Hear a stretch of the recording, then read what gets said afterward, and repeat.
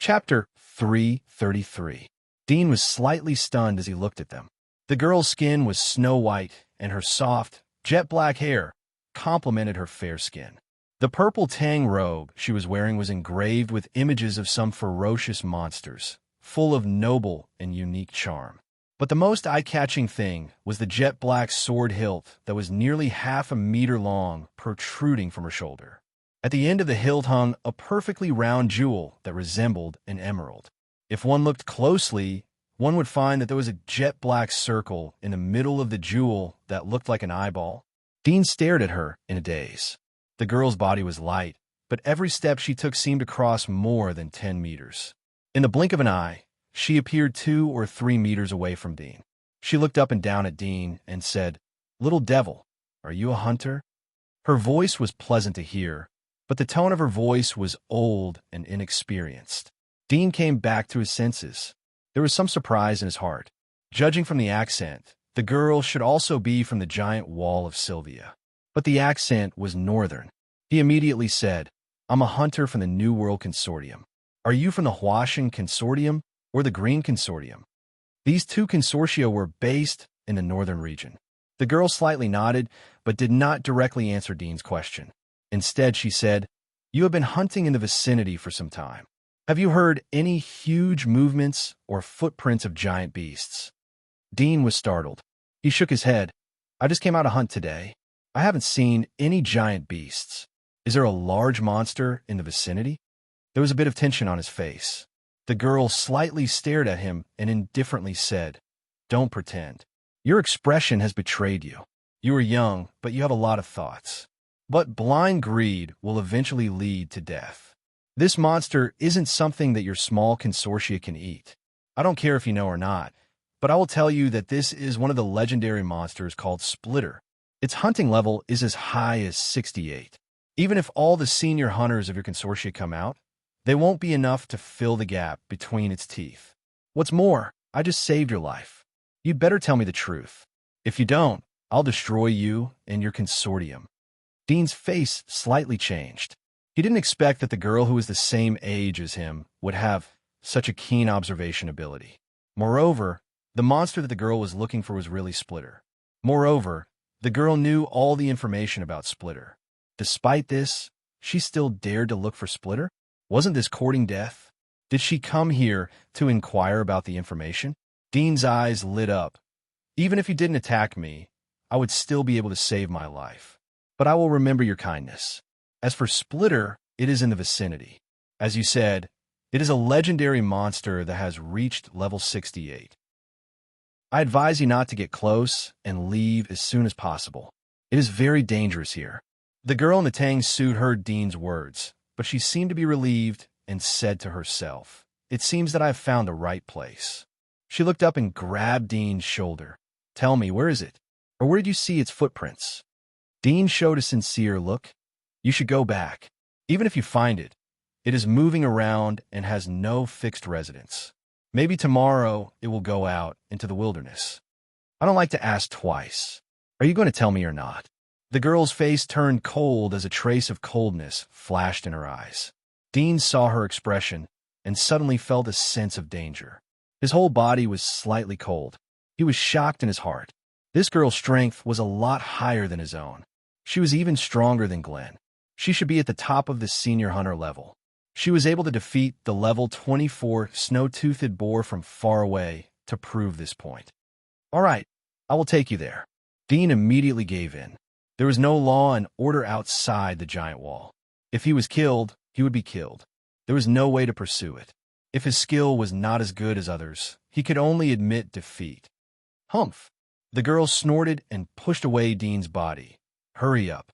If it runs away, you will be ready to sacrifice to my blood vessel." Dean smiled slightly. Although he didn't know what the blood vessel was, he could understand the word sacrifice.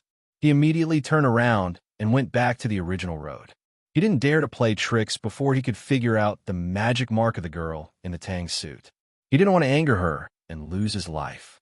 It didn't take long for Dean and the girl to return to the subway station. The ground was full of huge footprints and traces of crushed limbs left by the Splitter. The girl's face slightly changed as she saw the traces of destruction caused by the splitter. She slowly raised her hand and grabbed the huge hilt on her back. The length of the hilt was about 50 centimeters. Under the hilt was a huge sword that was as wide as a door. The whole body was blood red. The edge of the huge sword had a diagonal groove like a shark fin. Such a structural design would completely destroy the flesh and blood of the monster. The entire blood-red sword was nearly 3 meters tall, and the width of the blade was almost the same as the width of the girl's delicate body. From the back, it looked like a blood-red sword was walking on its own. Dean was careful to get information from the girl as he led the way. The girl's character seemed to be more casual. She answered most of the questions casually. Dean knew that the blood vessel she had mentioned before was this blood-red sword. "All right, I found its footprints. You can get out of here." The girl was elegant and noble, but there was not the slightest bit of politeness in her words. Dean was speechless. There was a trace of gloominess on his face. "It should not be far from here. You'd better leave here immediately." Long-winded, the girl quickly followed the direction of the footprints without looking back. Her hand was on the hilt of the sword. It seemed that she was ready to deal with any attack from the surroundings. Dean looked at the girl's posture. It seemed that she was going to hunt the splitter. He was startled. His eyelids twitched as he quickly followed the girl. The girl in the Tang suit seemed to have heard some movements and rushed straight to the subway entrance where the road had collapsed. She stopped abruptly in front of a gap like a javelin. Such an abrupt braking surprised Dean, who was chasing after her. Previously, he saw that the girl was running faster than him at full speed. How could she stop just like that? It could only mean that the girl's previous speed was very slow for her.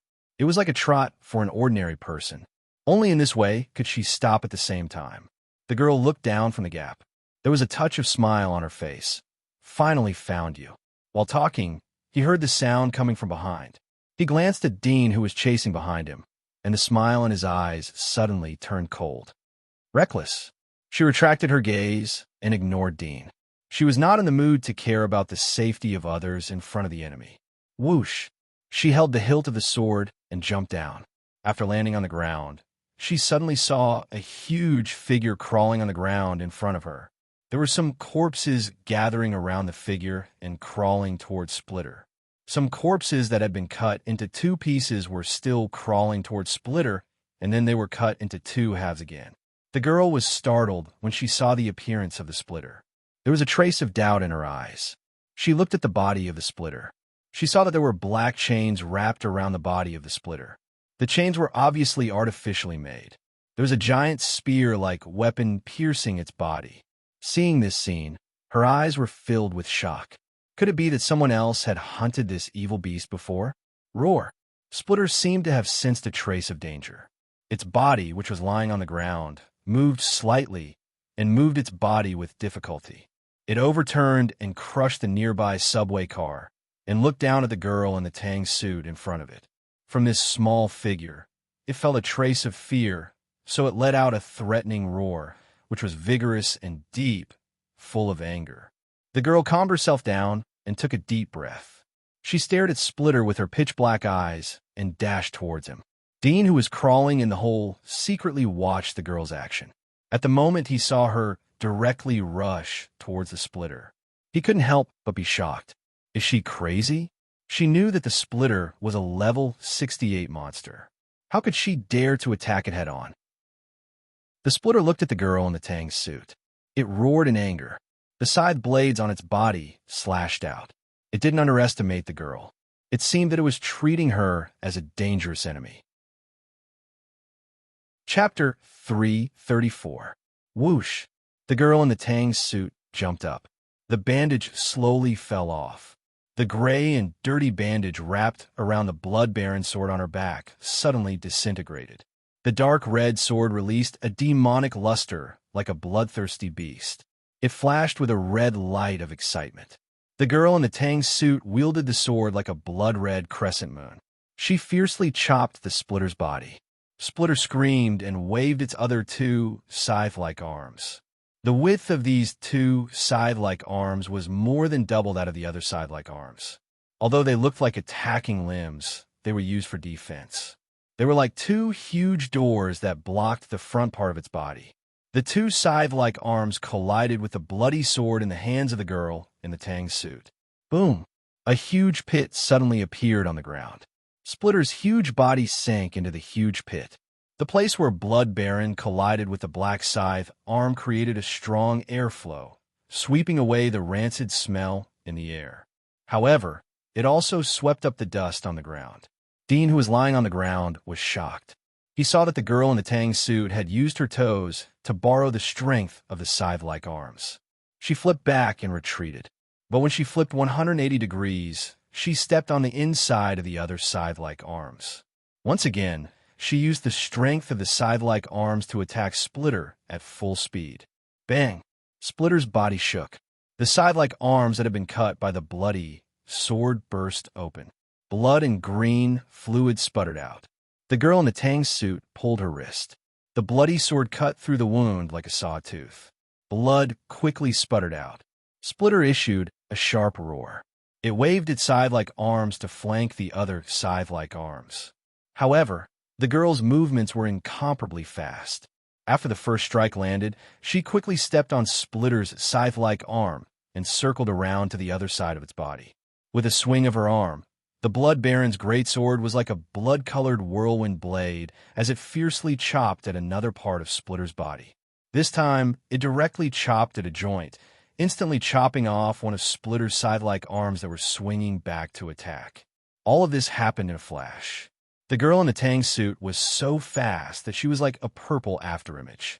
She moved quickly on the body of Splitter. She used the tungsten steel chain that was wrapped around Splitter's body as a foothold.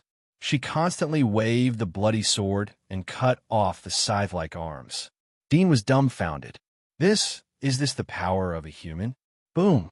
The girl in the Tang suit went to the back of Splitter. Dean couldn't see where she was. Splitter's body trembled and issued a painful scream. The next moment, the scythe-like arms softened. A large amount of blood and green mucus was spat out from the middle of its body. Whoosh! The girl in the Tang suit flipped back and landed more than 10 meters away from Splitter. She was holding the bloody sword in her hand. The bloody sword looked like a beast that had drunk its fill of blood. The battle was over in just 10 seconds or so. Splitter was defeated. Dean looked at the girl who was more than 10 meters away from the Splitter. Her chest was heaving up and down violently. He had forgotten to hide his emotions. He was shocked and couldn't speak for a long time. He had expected all kinds of results. He even guessed that the girl in the Tang suit had extraordinary strength. But he never thought that the strength she possessed would be so terrifying. It was simply beyond the scope of human. Could it be that this was the level that humans could evolve to? Is this the existence of a senior hunter? The girl in the Tang suit gasped for a moment. She gradually recovered some of her physical strength. Although the battle was short, but the consumption was huge. She looked at the dying Splitter. She held the bloody sword and once again rushed forward. Bang! Bang! Splitter was unable to resist and was immediately beheaded by her sword.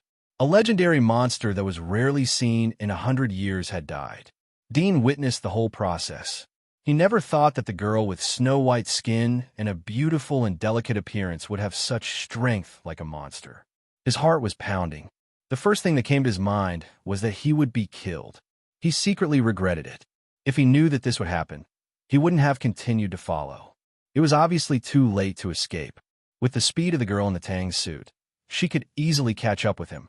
His face was ugly. At this moment, not to mention getting the magic mark of Splitter, he might even lose his small life. The girl in the Tang suit inserted the bloody sword into one of the wounds on Splitter's body. She put her hands on the hilt of the bloody sword and gasped for breath. If it wasn't for the fact that she was wearing a Tang suit, she would have directly sat on the big guy and rested. After resting for a while, she lifted up the Chong Sam skirt by her thighs, revealing a wilderness waist bag tied to her snow-white and slender legs. She opened the waist bag and took out a small red bottle. She uncorked the bottle and sprinkled some red powder on the wound pierced by the Blood Baron's greatsword. After pouring the red powder, the girl in the Tang suit took out a metal cylinder that was as thick as a wrist. It occupied more than half of the interior area of the bag. She opened the metal cylinder and quietly waited. Soon, A black object slowly wriggled up the blade of the blood-barren greatsword. It was a jet-black insect, as thick as a finger. Dean's eyes turned red. There was no doubt that this was the Splitter's parasitic soul worm that he had spent a lot of effort to get. Compared with the parasitic soul worms he had seen before, this one was more than 10 times thicker. Ordinary parasitic soul worms were as thin as blood vessels, but this one was like an adult leech, fat and big. The girl in the Tang suit stretched out 2 fingers and pinched the bloody sword with lightning speed. She threw it into the metal cylinder, closed the lid, and tightened it. She put it into the waste bag and pulled out the bloody sword. She turned her head and glanced at Dean, who was above the gap, and hooked her finger at him. Dean's eyes quickly moved away from her waste bag. He stared at her expression for a moment. Seeing that she didn't seem to have any killing intent, he was a little relieved. He carefully jumped down from the gap and said, "I have a way to make you believe that I won't say anything." The girl in the Tang suit saw Dean's trembling and cautious appearance. She giggled and ridiculed him. "Really? But I only know that the dead won't say anything." Dean saw her expression and faintly guessed that she was just deliberately intimidating him. But he still couldn't help but feel nervous. This was the sorrow of the weak. He hated himself for being weak. At the same time, his mind quickly turned to various escape methods. In addition to the dead, there are many ways to shut people up. The girl in the Tang suit gently smiled. "I didn't expect that a person who is so afraid of death like you would dare to attack the Splitter. It's really impressive." Her eyes looked at Dean as she spoke. Dean's heart shivered. He knew that she had noticed the tungsten steel chain on the Splitter's body. How would I dare to attack it? If I knew that there was such a big guy here, then I wouldn't have come out to hunt. The injuries on its body should be caused by someone as strong as you. I'm just an intermediate hunter. I don't have such ability. The girl in the Tang suit said, "There are a few undeads on the ground. It's obvious that they were killed by someone. Your shoes are stained with blood. Is it a coincidence? Besides, as far as I know, anyone who can come here to kill the Splitter would never use such a method to attack it. You don't need to deny it. You are just an intermediate hunter, but you dare to come here to hunt this evil beast. I admire you." Dean's face changed when he heard her words. He didn't bother to criticize her and said in an old-fashioned tone, "I admit that the injury on its body was caused by me. I just borrowed the power of some tools, so I was lucky enough to hurt it." The girl in the Tang suit narrowed her eyes as she looked at Dean from head to toe. After a moment, there was a smile on her face. "Well, it's rare to meet an interesting little guy. What is your name?" Dean was speechless as he heard her call him little guy. He believed that the girl in the Tang suit was not an old witch, but a genuine little girl. Of course, it may be related to her own strength. Her strength caused her to look down on her peers. He thought for a moment and truthfully said, "My name is Dean. What about you?" The girl in the Tang suit was interested. "You dare to ask my name? It's impolite not to reciprocate." Dean said, "You know my name, and I know yours. It's fair." The girl in the Tang suit said, "It's fair, but aren't you afraid that I'll kill you?" "I'm afraid." Dean looked at her. "But if you want to kill me, it won't be because I asked your name." Chapter 335. Dean was silent for a moment. Indeed, the difference between the inner wall and the outer wall was difficult to cross even for the ancient nobles like Mir and Boro. No matter how famous he was in the outer wall, as long as he didn't enter the inner wall, he was nothing. This beast has been stirring up trouble outside the giant wall recently. I have received a commission to come and kill it. The girl looked at Dean with interest. Originally, with my ability to kill it, I would be injured and even let it run away. But I didn't expect that it would fall into the hands of a little hunter like you. Let me pick up a bargain for nothing. Speaking of which, I owe you a favor. Dean's mouth slightly twitched. He had been refining the cannon and improving the shark lance for several days and nights. The purpose was to kill the Splitter before it was exposed. He didn't expect that he would be one step late. The movement caused by the Splitter had spread to the inner wall in just a few days. The person who passed the news was obviously the Holy Church. Even the force behind the girl was likely the Holy Church.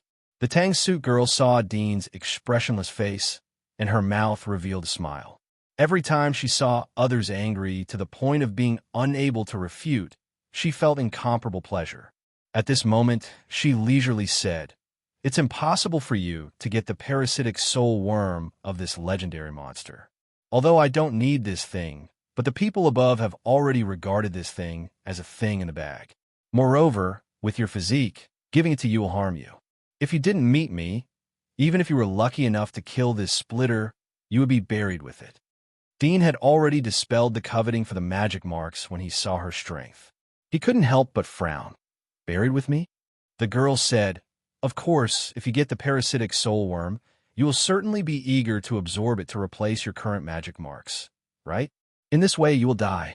Once the parasitic soul worm enters your body, you will be sucked dry in less than 2 days." Dean was startled. He had never heard of such a thing. But with the girl's strength, there should be no need to deceive him. Was she deliberately teasing him? He doubtfully said, "Will the parasitic soul worm be life-threatening? Won't it die when it enters my body? How can it suck me dry?" The girl in the tang suit rolled her eyes and said, "Of course it's life-threatening. You'll choke to death even if you drink water, let alone such a dangerous thing. Why don't you think about it? This parasitic soul worm has been living inside Splitter's body all this time. This is an adult Splitter with hunting level 68. How strong is its body? Although the parasitic soul worm will die after entering your body, its instincts will still exist. This instinct is responsible for transforming your body, providing you with the power of the magic marks. At the same time, it will instinctively absorb the energy from your body. In other words, the parasitic soul worm is used to absorbing the energy from Splitter's body. With your physique, it will be impossible for you to provide so much energy. In the end, the parasitic soul worm will be devoured by the magic marks and die." Dean was stunned. The girl said, "You hunters don't know about this because no one is able to kill a monster that is several times stronger than their physical strength. You are an intermediate hunter, and yet you dare to kill an adult legendary monster. You're the first person in history to do so. But some big forces have already verified that the human body can only absorb parasitic soul worms within 20 hunting ranks. In other words, a commoner can only absorb the magic marks of a monster within 20 hunting ranks. If the parasitic soul worm is absorbed from a monster of 21 or 22 hunting ranks, then there will be a backlash from the magic marks. Even if it's a monster of 17, 18, or 19, it's still very risky. The slightest bit of carelessness can cause a backlash from the magic marks. To put it simply, the most extreme absorption is 20 hunting ranks, and the safest absorption is 10 hunting ranks. If you absorb a parasitic soul worm that is 15 hunting ranks higher than you, the probability of the magic marks backlash will gradually increase." Dean looked at her serious appearance. He knew that she should not be teasing him. His heart was afraid and regretful. Fortunately, he had a little splitter hidden inside the giant wall. In the future, it could provide him with magic marks. "You're talking about the inner wall's evaluation of the monsters. Do we humans also have a hunting level?" Dudian asked. The girl in the tang suit said, "Of course, but we humans don't have a clear division of hunting levels. We just use different positions to replace them. For example, a primary hunter has a corresponding hunting level from 1 to 8. If you reach the limit, then it is about 10. If you are an intermediate hunter, then your physical strength is close to the monster that is level 20. So, if you're an intermediate hunter, then you can only absorb the parasitic soul worm within level 40. Even if you kill the monster that is above level 40, you can't absorb it. You can only store it or resell it. There is no special method to store it." The girl in the tang suit looked at Dean. "If it was an average person, I would be too lazy to talk about this. There's almost no one who can cross 20 hunting levels to kill a monster, including me." Dean wryly smiled. He thought that it was useless if he couldn't absorb the parasitic soul worm. In the future, if you are lucky and don't die outside the giant wall, then you can go to the Dragon Clan to find me. The girl calmly looked at Dean. "If I die, then I didn't say anything. You better not show off this matter in the outer wall. If the people of the Dragon Clan know that someone is using the name of the Dragon Clan to show off in the outer wall, then your end will be very miserable." Dragon clan? Dean was startled. He whispered and secretly remembered these 2 words. You can keep the body of the splitter. The girl said, some of the materials on its body are good, especially the 2 main sides. They can be made into a set of excellent double-sized weapons. But the outer wall doesn't have such high smelting technology. Some of the other materials are of good value, but I'm too lazy to take them back. It's too cumbersome. Dean's eyelids twitched. This was the body of a legendary monster. It was a treasure, but she was too lazy to take it back? How lazy could she be? However, he didn't get the magic marks, but the body of the splitter was of great value. Puff! The girl in the Tang suit pulled out the blood-baron sword and wrapped a bandage around her back. She was ready to leave. Suddenly, she thought of something. Her eyebrows slightly moved as she looked at Dean. I will tell you one more thing. Although you may not be able to use it, but consider it as a personal gift from me. It can be regarded as a meeting gift for you to join our dragon clan in the future. But now I can only give you a gift box. There is no actual gift. Dean was surprised as he looked at her. Although I don't know what your current magic mark is, the probability of hunting a rare named monster in this unclaimed area is not high. However, there's a way to let you have a magic mark that is comparable to a rare named monster. The girl in the Tang suit slowly said, this method is called deified magic mark. The method is very simple.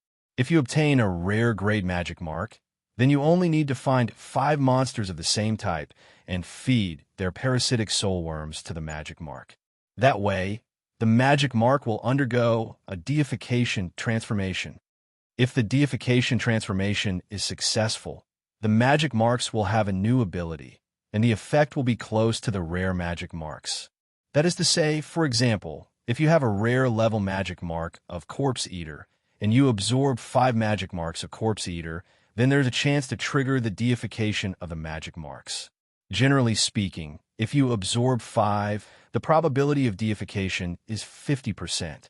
With each absorption, the probability of deification will increase by about 10%.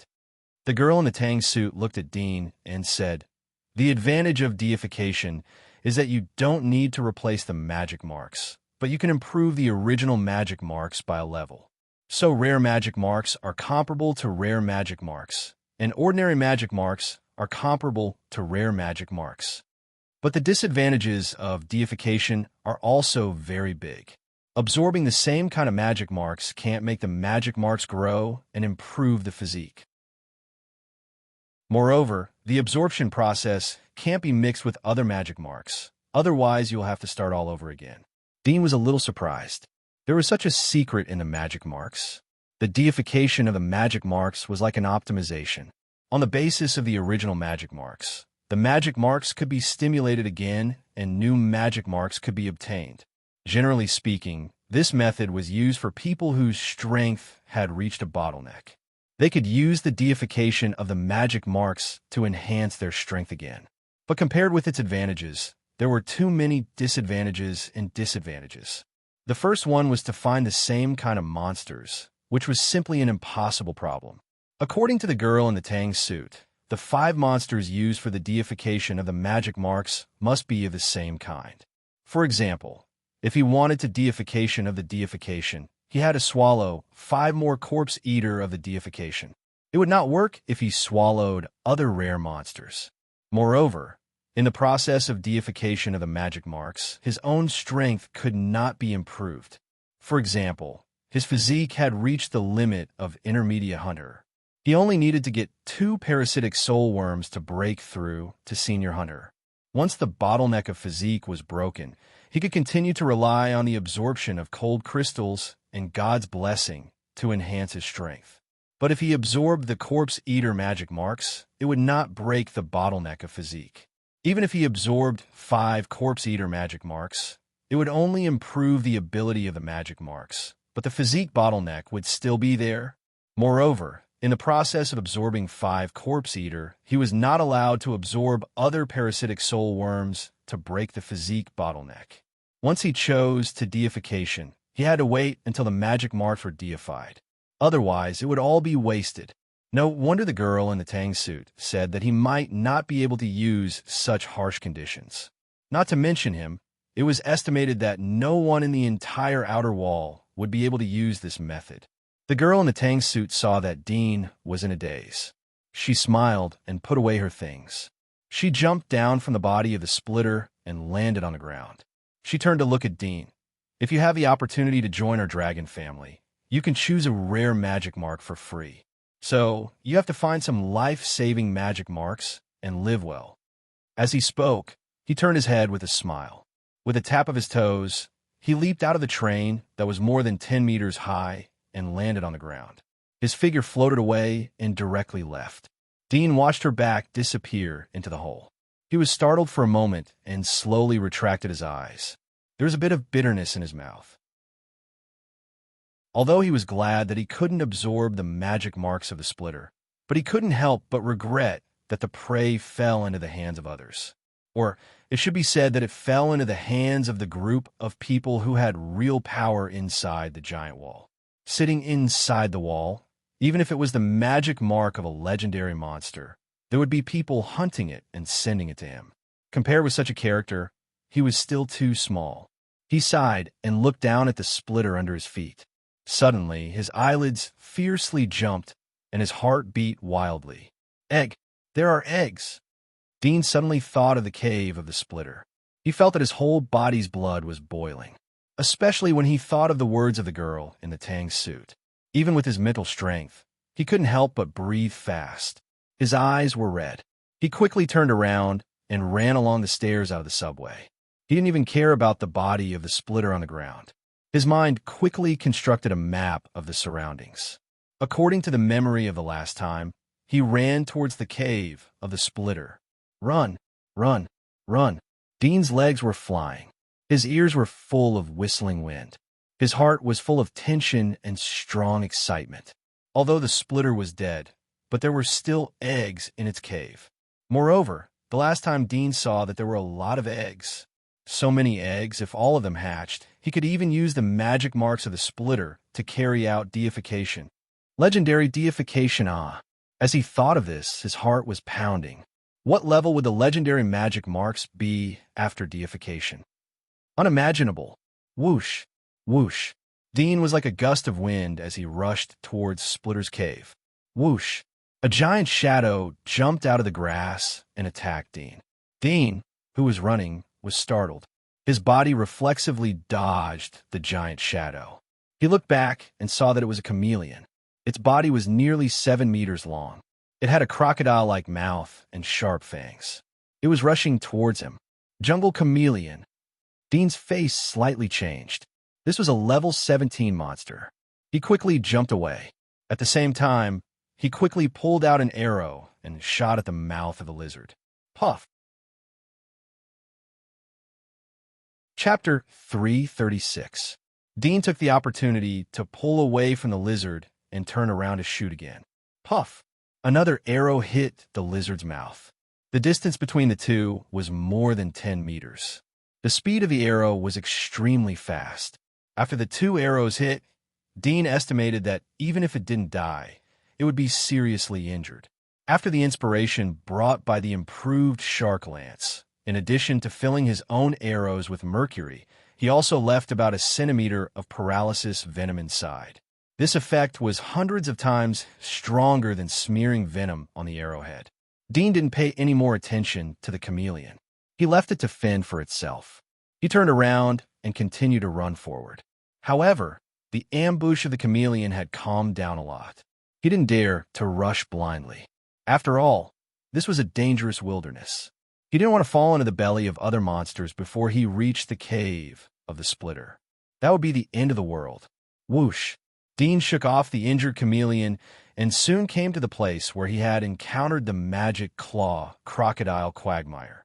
The quagmire was the same as last time, but the soil had become dry and hard. There was no movement of the magic claw crocodiles. Plus, the weather was cold, so the water in the swamp had dried up a lot. Dean stopped and sniffed the air around him. The function of smell was very low when running. It was the same as ordinary people. That's why the hounds would stop and sniff every time they tracked a place. Soon, through the surrounding smells, Dean roughly grasped some information. He carefully sneaked forward. An hour later, Dean finally came to the vicinity of the Splitter's cave. Originally, it would only take him 10 minutes to reach the place, but he had to stop along the way. He was always vigilant against the monsters hidden in the ruins and jungle. Sometimes he would encounter strange smells that blocked his way, so he had to take a detour. It took him several times longer to reach the place. Dean looked at the cave from afar. He was relieved when he saw the boulders outside the cave. He quietly groped and looked up and down. It was difficult to drill into the cave. He was lying on top of a pile of boulders, listening attentively and sniffing with his nose. Through the cracks between the boulders, he could smell a thick, rotten smell of blood. This bloody smell was mixed with many other strange smells. Obviously, it was the corpses of several monsters that Splitter had hunted. There was also a strong smell of the Splitter. Dean sniffed and soon smelled the scent of a small Splitter. Although this cave was a Splitter's cave, but there were subtle differences in the smells of the big and small Splitters. Just like the body odor of different people would be different. Did it hatch again? Dean was surprised and happy. Every young Splitter would be a legendary monster in the future. Its value was infinite. He took 2 steps back and looked around. There was nothing he could use. He was a little disappointed. He estimated his strength. If he went into the cave, he would become a living food for the little Splitter. After all, the little Splitter wasn't the same as the one he brought into the inner wall. It didn't mistake him for its own kind and didn't attack him. I don't know how many eggs are inside. I have to find a way to drill into the cave. If there are less than 5, then I have to give up the deification and replace it with something else. The value of a legendary magic mark should be enough to alarm the inner wall. It shouldn't be a problem to bring down a consortium from the outer wall. Dean secretly calculated in his heart. After all, if the number of Splitter's eggs was not enough, then he didn't know how many years it would take for him to encounter a new Splitter. The probability was too low. During this period, his strength would remain at the intermediate level. Even if he was an intermediate hunter with legendary magic mark ability, it was still too weak. Especially this time when he saw the girl in the Tang suit. He saw the evolved form of a senior hunter. Even senior hunters wouldn't have the power to fight back in front of the ladder. Such combat power could ignore the rules of the outer wall and sweep away the 6 consortiums. Of course, this was only theoretically feasible. After all, the structure of society was inextricably linked. It wasn't possible to do whatever one wanted just because one had enough fighting power. There may be other underlying rules behind it. If the 6 consortiums were violently destroyed, then the economy of the outer wall would collapse, and the outer wall would fall into chaos. It was bound to attract the attention of the inner wall, and most likely they would intervene to suppress the situation. Dean wasn't a reckless man, so he wouldn't do such a reckless thing. He would play his part to the best of his character. These Splitters must be raised to the growth stage. These Splitters need to be raised until they reach adulthood before they can breed magic marks. Fortunately, Splitters grow very fast. From newborn to infancy only takes 5 to 7 days, and from infancy to adulthood takes 1 to 2 months. In other words, they need to hatch and be raised for 2 months before they can be hunted for parasitic soulworms. The little Splitters that have already hatched must be crippled and fed like pigs. Otherwise, when they reach adulthood, their strength will soar rapidly and reach hunting level 30 to 40. At that time, there will be no chance of winning. Dean thought for a moment and immediately started to dig a pit outside the cave to make a trap. I have to build a stronghold outside the giant wall as soon as possible. Like other consortiums' hunting areas, there are hunter strongholds to provide services such as communication, replenishment of food, healing, and so on. This will greatly reduce the hunter's sacrifice and improve the hunting efficiency. Dean thought as he dug the pit. He didn't have any tools in his hand, so the efficiency of making traps in the pit was slow. After half an hour, he dug a big pit. He used the ropes and arrows he had with him to make a simple trap in the pit. Although it was a common beast trap, but the word common often meant excellent. Only excellent and effective would be widely used. Dean came to the boulders in front of the cave after the trap was made. He moved the boulders down and arranged them in different directions. He placed them outside the cave and around the trap like chess pieces. The purpose of this was to limit the activities of large monsters like Splitter. Dean rested several times on the way. After an hour, Dean finally moved a small gap in the boulder pile. It was located at the top of the boulder pile, which was connected to the cave. With the appearance of the gap, the strong smell of rotten meat drifted out of the cave, making Dude Yin's stomach churn. His keen sense of smell made his face extremely ugly at this moment. Dean endured the pungent smell and climbed to the top of the boulder pile. He looked down and saw a figure in the dark cave. It looked like countless swords were tied together. At the same time, the sound of stones falling came from the bottom of the boulder pile. He looked down and saw a small Splitter climbing up the boulder pile. Dean's face slightly changed. He didn't know whether to be happy or bitter. The difficulty of hunting two Splitters had increased by several times. He quickly jumped down from the boulder pile and ran to the edge of the boulder pile, more than 50 meters away. This was the best hunting angle he had prepared. The sound of stones echoed from time to time in the cave. After a moment, Splitter's body was revealed at the entrance of the cave. This Splitter was a bit smaller than the one Dean had used to enter the inner wall. The color of the carapace was black, and the luster was deeper and more gorgeous. It seemed to be well-developed and full of nutrition. Dean squinted his eyes and aimed the arrow. He wasn't in a hurry to shoot, but waited for Splitter to climb out of the gap. Then he aimed at its eyeball. He was familiar with the structure of Splitter's body after a long time of observation. At the moment, the arrow was aimed at its weakness. Whoosh! The arrow passed in the blink of an eye. The Splitter was lying on top of the boulder pile. It seemed to be looking around. It was curious about everything in the outside world. Even the warm sunshine made it feel very novel. Just as it was sizing up the place, a sharp whistling sound suddenly rang out. Puff! The arrow had hit the Splitter's body by the time it recovered. The arrow was too sudden and too fast. Moreover, it was the first time Splitter had come out of the cave, so it hadn't been able to adapt to the strong sunlight yet. Therefore, it was hit by the arrow without any suspense. Moreover, the arrow had hit its eyeball at the core of its body. Squeak! Splitter screamed in pain. Its body swayed from side to side. If it had been hit as soon as it crawled to the gap, it would have fallen into the cave due to the pain. But now, it was lying in the gap between the rock pile and the cave dome. It couldn't move forward or retreat, nor could it hide. It kept screaming in pain. Dean breathed a sigh of relief when he saw the arrow hit its target. He put the arrow on the string again and looked at its swaying body. His eyes narrowed tightly. The irregular swaying made it difficult for him to predict its movements. Blinding one of its eyeballs was not enough to completely eliminate its combat effectiveness. After all, it was a legendary monster. In terms of species level, it had evolved extremely far ahead. Even if it lost its eyeballs, it still had other ways to sense the surrounding danger, but it was not as convenient and fast as using its eyes. Whoosh! The second arrow was shot. This time it aimed at its screaming mouth. Whoosh! As he swung his sharp limbs in a chaotic manner, he accidentally knocked down the arrows that were flying towards him. Dean frowned, but he wasn't discouraged. He put the third arrow. It seemed that he was ready for this. He aimed at the mouth of Splitter again. Splitter's limbs touched the arrow. It seemed to sense the direction of the arrow. It screamed and waved its limbs to form a shield. It firmly protected the front of its body. At the same time, it retreated. Bang! The arrow hit the sharp-edged shield and immediately broke. Dean's face sank.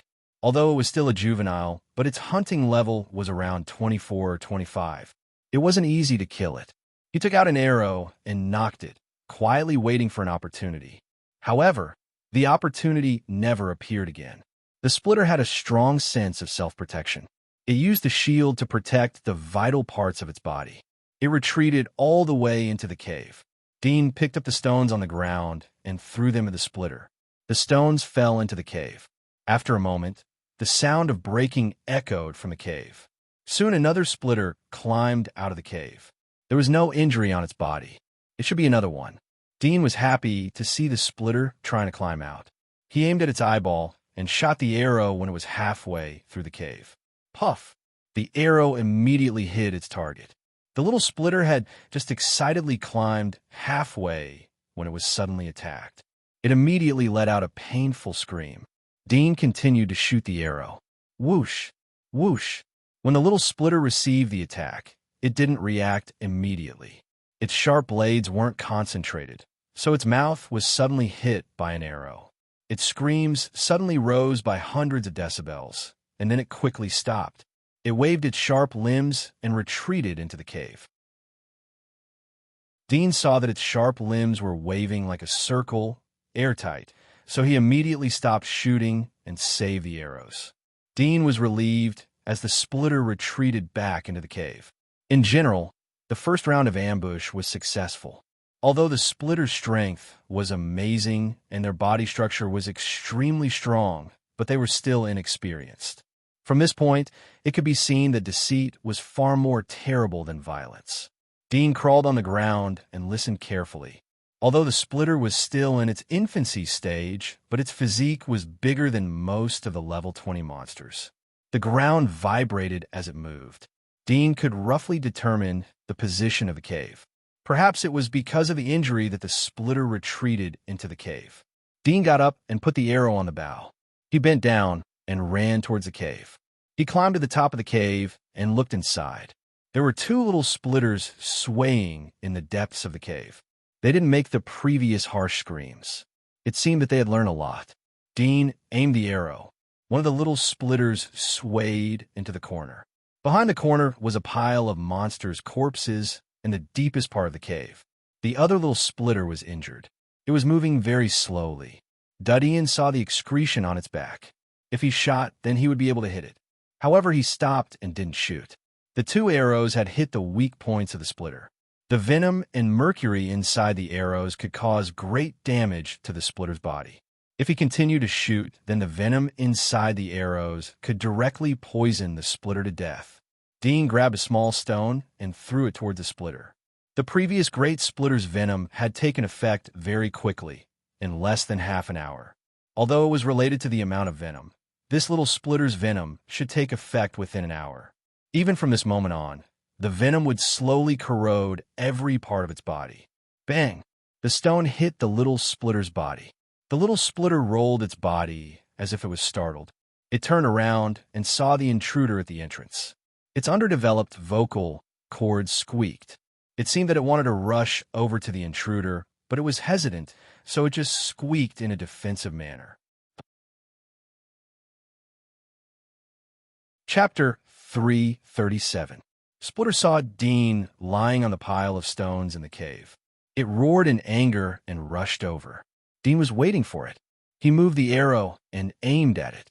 Whoosh! The arrow flew out in an instant. Splitter's body was slightly bigger than the previous one. At the moment when the arrow flew out, it suddenly waved its sharp limbs to block in front of its body. Bang! The arrowhead hit its sharp blade, and the arrowhead broke and exploded. The mercury and venom inside mixed together and splashed like gray raindrops, scattering all over its body. Splitter roared in a low voice and suddenly jumped on top of a pile of boulders. Then, it clamped the boulders with its claws and quickly climbed up. Dean put away the bow and arrow and pushed the boulder next to him. Bang! The little splitter was caught off guard. It was hit by the boulder and fell down. The boulder pressed down on its body. Its sharp limbs struggled to push the boulder away. Dean aimed the arrow and squinted his eyes to observe. Splitter exerted all his strength to push the boulder away from his body. The moment the boulder was pushed away, an arrow shot out and hit the place behind the boulder. It was the second eye at the core of Splitter's body. It had a field of vision of 180 degrees. It could observe the surroundings and the ground. If there were other monsters lurking in the soil, waiting for an opportunity to attack, Splitter would be able to react in an instant. Squeak! Splitter screamed in pain. It waved its sharp limbs to sweep left and right to prevent any danger from approaching. At the same time, it retreated. At this time, another injured Splitter came over. It raised its sharp limbs to protect Splitter as it slowly retreated. It knew how to cover and cooperate. Dean was startled as he saw that they had retreated to the corner. He grabbed a stone and threw it at them. However, this time, the two little splitters were not attracted to him again. It was obvious that they had been fooled once and had learned their lesson. Dean put away the bow and arrow. After a moment, his eyes lit up and his mouth curved into a smile. He came out of the cave and pulled out some weeds and green vines from the ground. He tied the withered weeds and green vines together. He found some dry and hardwood and returned to Splitter's cave. He had been paying attention to the movements in the cave in case the little Splitter sneaked out again. Fortunately, they seemed to be seriously injured as they didn't make any movement in the cave. Dean threw a stone from far away to test the hole in the cave. He waited for a moment, but the Splitter didn't come out. He carefully climbed up the hole and looked inside. He didn't see the two little splitters at the corner. Apparently, they had hidden in the corner of the cave. Dean smirked and took out a match to ignite the weeds. Soon, a raging flame was burning. He put the dry hardwood on top of it. When it was burning, he wiped out the flame, and suddenly there was a burst of smoke. He then covered the weeds with green vines to extinguish the flame, and suddenly it turned into a lot of smoke. He found some leaves that looked like banana leaves and used them as a fan, fanning the thick smoke out of the cave. The thick smoke surged into the cave and floated into it. Under the continuous attack of the smoke, after half an hour, the two little splitters finally couldn't bear it anymore and slowly crawled out. Their movements were slow and seemed to be weak. Dean smirked and continued to vigorously fan the smoke.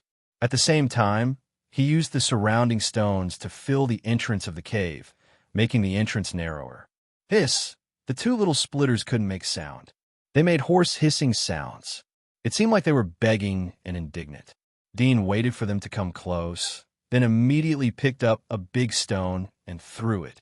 The two little splitters were slow. One of them couldn't dodge and was hit by the stone. It fell to the ground. The other little splitter was scared when it saw the fierce intruder. It didn't dare to get close to the cave. Dean wasn't in a hurry. He sat steadily at the entrance and continued to fan the smoke to consume their physical strength. The smoke wasn't just to choke people. After all, there was a big difference between monsters and humans and beasts. Especially monsters that had evolved to a very high level could even be immune to the smoke. However, the real purpose of Dean's smoke wasn't to choke them, but to reduce the oxygen in the cave. No matter what kind of monster it was, oxygen was indispensable. Perhaps they could lose oxygen for a long time, but it was impossible to lose oxygen permanently. The reduction of oxygen was bound to cause dizziness, weakness, and other symptoms. Hiss! The little splitter that was pressed by the stone struggled to turn over its body. It slowly crawled back. It seemed to be afraid and angry as it looked at Dean. Dean saw the appearance of the two little splitters. He knew that they were extremely weak. He could even defeat them in close combat. However, he wouldn't jump down and fight them in close combat. He continued to fan the smoke and waited. An hour passed in the blink of an eye. The two little splitters tried to rush out of the smoke-filled cave several times, but they were knocked back by the stones thrown by Dean.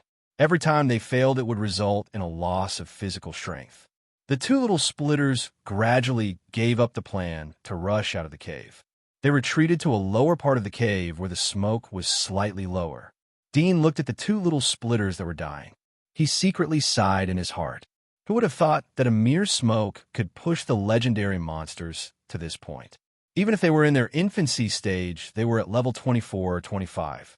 The Black Weaver that Glenn had killed was only a level 26 existence. Dean threw two small stones from time to time towards the two little splitters. The two little splitters resisted at first, but later they lay on the ground and let Dean throw stones at them. They didn't resist at all. Seeing this, Dean was relieved, but he still continued to fan for about 10 minutes. When he stopped, a large amount of smoke came out of the hole. Obviously, the capacity inside was already saturated. Dean jumped into the cave after the smoke came out a little. He pulled out the dagger from his waist. He turned around and picked up a big stone from the ground. He bent down and quietly approached the two little splitters. The two little splitters did not move. He walked more than 10 meters away, raised a big stone, and threw it at one of them. Bang! The big stone smashed into the little splitter's body. The sharp pain woke it up, but it didn't jump up. Instead, it struggled to turn over its body. The movement of its blade-like limbs was incomparably slow. It seemed that lifting it was extremely difficult. Dean didn't hesitate to pull out an arrow from the quiver. He aimed and shot at the core of the splitter's body. He pulled a rope and slowly dragged the splitter's body away from the other splitter. The little splitter was weaker than Dean had imagined. It just twitched a little, but didn't resist. Dean waved the dagger to cut the joints of its blade-like limbs. Puff! The joints were stabbed. The little splitter screamed in pain and waved its other blade-like limbs to cut Dean. Dean easily bent down to avoid the stab. He grabbed the limb that was stabbed in the joint and pulled it out. With a splash of blood, the blade-like limb was pulled out forcefully. The little splitter screamed in pain. Its sharp limbs were like an iron ball. Dean was forced to retreat. He waited for the little splitter to stop. He approached it and continued to attack the other sharp limbs. Splitter's limbs were pulled out by Dean after a few minutes. Its body was like a huge peanut-shaped insect. Its surface was covered with a layer of dark carapace. It was like an armor protecting its body. Dean didn't pay attention to it. He continued to attack the other little splitter. 5 minutes later, the second little splitter was also pulled out by Dean. It lost the ability to fight. Dean gasped for a moment and jumped out of the cave. He took a few deep breaths of fresh air to replace the smoke in his lungs. He went back into the cave and tied up the two little splits that had lost their fighting ability. He dragged them to the corner of the cave and looked inside. The scene inside was almost the same as the last time he saw it. There were still piles of corpses that were 7 or 8 meters high, and the ground was covered with blood. There were all kinds of monsters on the pile of corpses, but he did not look carefully. He quickly went around the pile of corpses and immediately saw the nest behind it. There were a few giant eggs lying in the nest. He went closer and found that these giant eggs were even taller than him. He circled the nest and counted them. His eyes widened and were filled with surprise. 5? There are 5 more? Plus these 2. Isn't there a total of 7? If you count the one in the inner wall, then there are 8. 8 legendary monsters. How could he not be excited? It meant that he could increase the probability of deification of the splitter to 70%. With such a high probability, it was completely worth it. Dean sighed and turned to the pile of monster corpses next to the nest. He looked around, but didn't see any named monster's corpse. He couldn't help but feel a little disappointed. Then he thought that the named monster's corpse had parasitic soulworm. This thing should be a great tonic for Great Splitter. After all, humans relied on parasitic soulworm to improve their magic mark's ability. Most monsters would also need it. Dean looked at the 2 little splitters. His eyes flashed for a moment. He grabbed 2 corpses of the Tibetan Mastiff and threw them in front of the 2 little splitters. The 2 little splitters saw the food. They wriggled their bodies and moved closer to the food. But they didn't have sharp limbs, so it was very difficult for them to eat with their mouths. Dean didn't care about this. He didn't continue to stay in the smoke. He returned to the outside of the cave. He thought, the cruel predation of the monster world has created the living areas of the monsters. Just like the giant wall is divided into 3 areas: the poor, the people, and the merchants. Most of the monsters in this area are level 20 to 35. The splitter chose to lay eggs here because the monsters here are weak. It's not easy to hurt its children.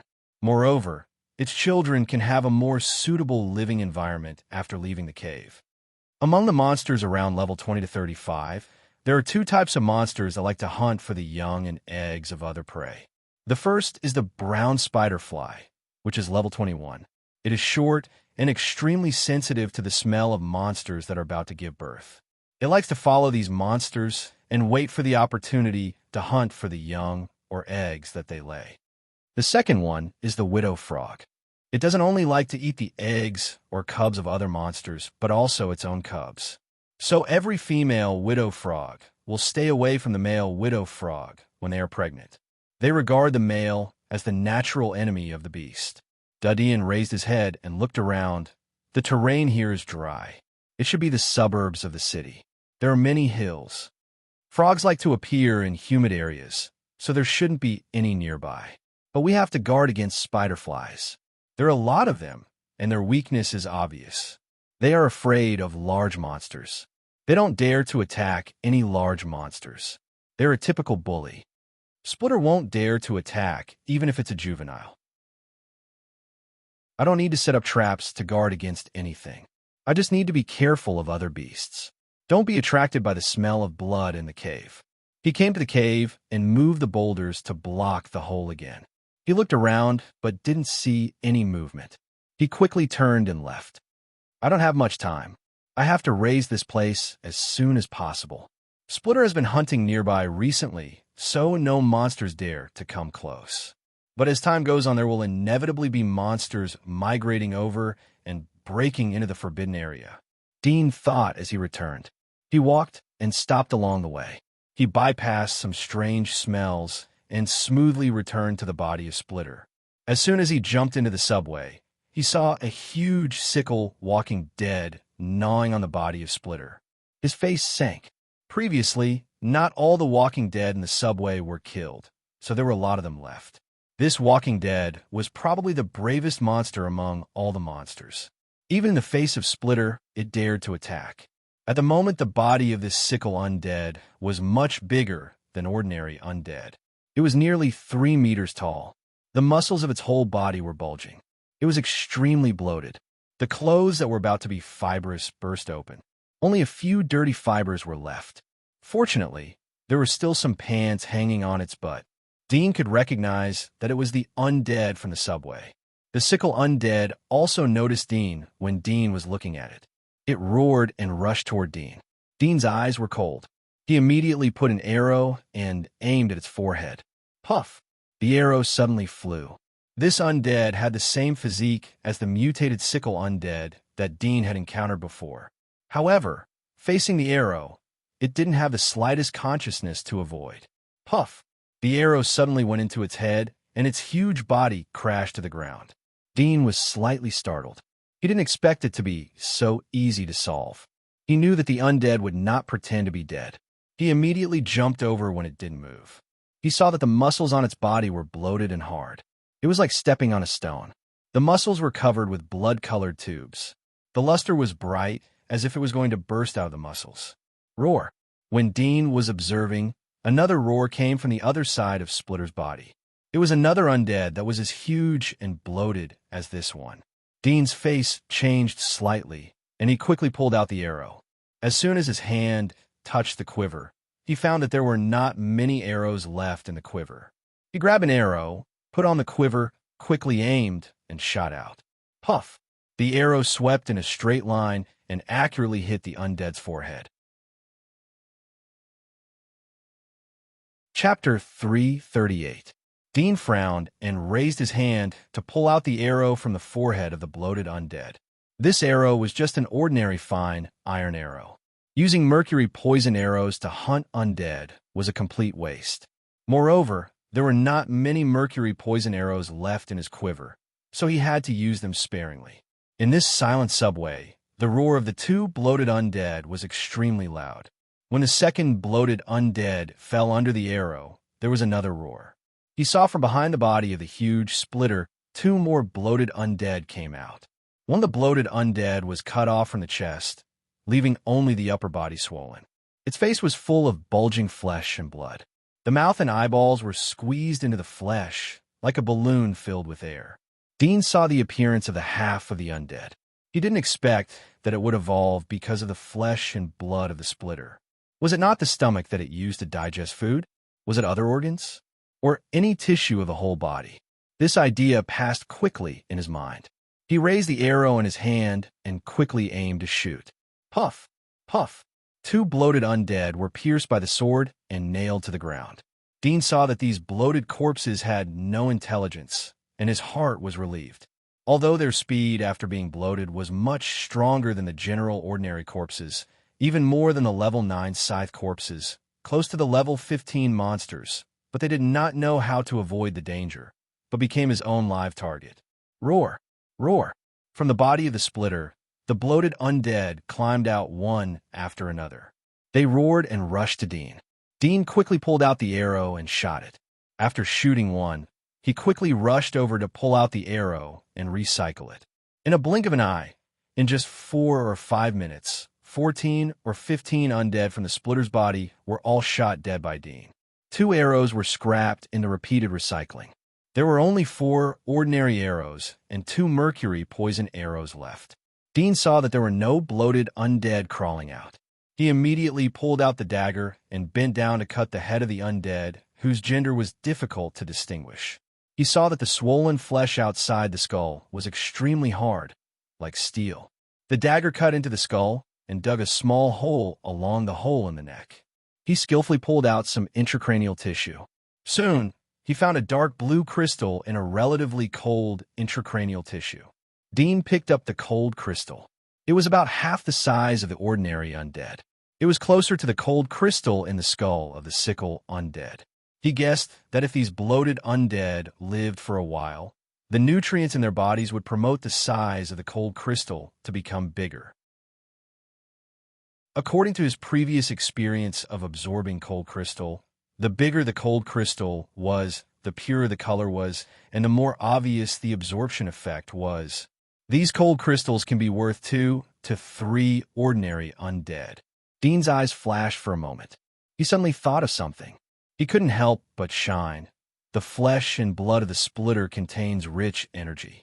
These ordinary withered undead trapped in the subway can evolve like this in such a short time after eating its flesh and blood. If these flesh and blood are given to the splitter to eat, won't it soon promote their body to enter the growth period? Thinking of this, he suddenly became a little excited. He quickly collected the cold crystals in the skulls of more than a dozen swollen corpses on the ground. Then he looked around the subway to see if there were any living corpses that he missed. Soon, he found several corpses that fell on the subway track. He killed them and picked up the cold crystals. After confirming that there were no living undead left, he returned to the splitter and thought about how to carry its flesh and blood to the splitter's cave. If he directly cut it and carried it, the flesh and blood would exude a tempting smell. He didn't know how many monsters would covet it along the way. Although the splitter was able to intimidate everyone when it was alive, the smell emitted by its corpse after death was like a sumptuous feast to these ordinary monsters. I have to go back to the giant wall and find some transport tools. Now it's evening and the temperature is getting low. Monsters like to come out to hunt. It's too dangerous to carry at night. I have to go back and prepare the tools. Dean looked at the huge body of the splitter and turned to go out of the underground subway station. Although the body of the splitter would inevitably attract nearby monsters, but he didn't have the tools to cover the smell. He had to abandon it for the time being. After all, it wasn't like there was a pillow sent to him when he dozed off. However, due to the structure of the splitter's body, these monsters could only gnaw its flesh and blood. They couldn't hurt its sharp limbs. These sharp limbs were the most valuable material of its body. They could be forged into extremely powerful hunting weapons. It was completely different from the steel weapons used by other ordinary hunters. Whoosh! Dean quickly ran in the direction of the giant wall. After a moment, he returned to the giant wall. He looked up and saw that Nicholas was still on the giant wall. He was holding the edge of the giant wall and looking down. He was stealthily approaching, so the latter didn't notice him. He ran a few steps and came to about 3 kilometers away from the giant wall. He showed himself and waved his hands at Nicholas on the giant wall. Soon he attracted Nicholas's attention. If Dean died, he didn't know what kind of trouble he would face. Today, he naturally knew the significance of Dean to him. If Dean died, he wouldn't be able to gain freedom. On the contrary, if Dean died, the magistrate would investigate carefully with Dean's prominent identity. At that time, the blame would be put on his head. He was just a criminal in Thornflower Prison. If he lost Dean, he would have no background to rely on. He would be sent to prison again by the forces that Dean had a good relationship with. Dean saw that Nicholas had noticed him and immediately gestured to him. Nicotine's face slightly changed as he saw Dean's gesture. He looked down at the giant wall and felt a burst of dizziness in his mind. His face turned pale. He had been waiting here for a long time. First, he was afraid of heights. Second, he was worried that the beast would come back again when he was halfway up the wall. He would become a conspicuous bait when he was hanging in the air. He hesitated in his heart and wanted to use a gesture to ask if he wanted to take other things with him. Suddenly, he woke up and his face showed a trace of bitterness. From Dean's position, he understood that the latter was afraid of him shooting shark spears from the giant wall, so he stood thousands of meters away. But he knew that he would not do that. Sighing in his heart, he knew that there was no room for explanation, so he tightened the rope on the edge and checked it again. After confirming that there was no problem, he clenched his teeth and climbed up the giant wall. He grabbed the rope with both hands and slowly slid down. Dean quietly watched him.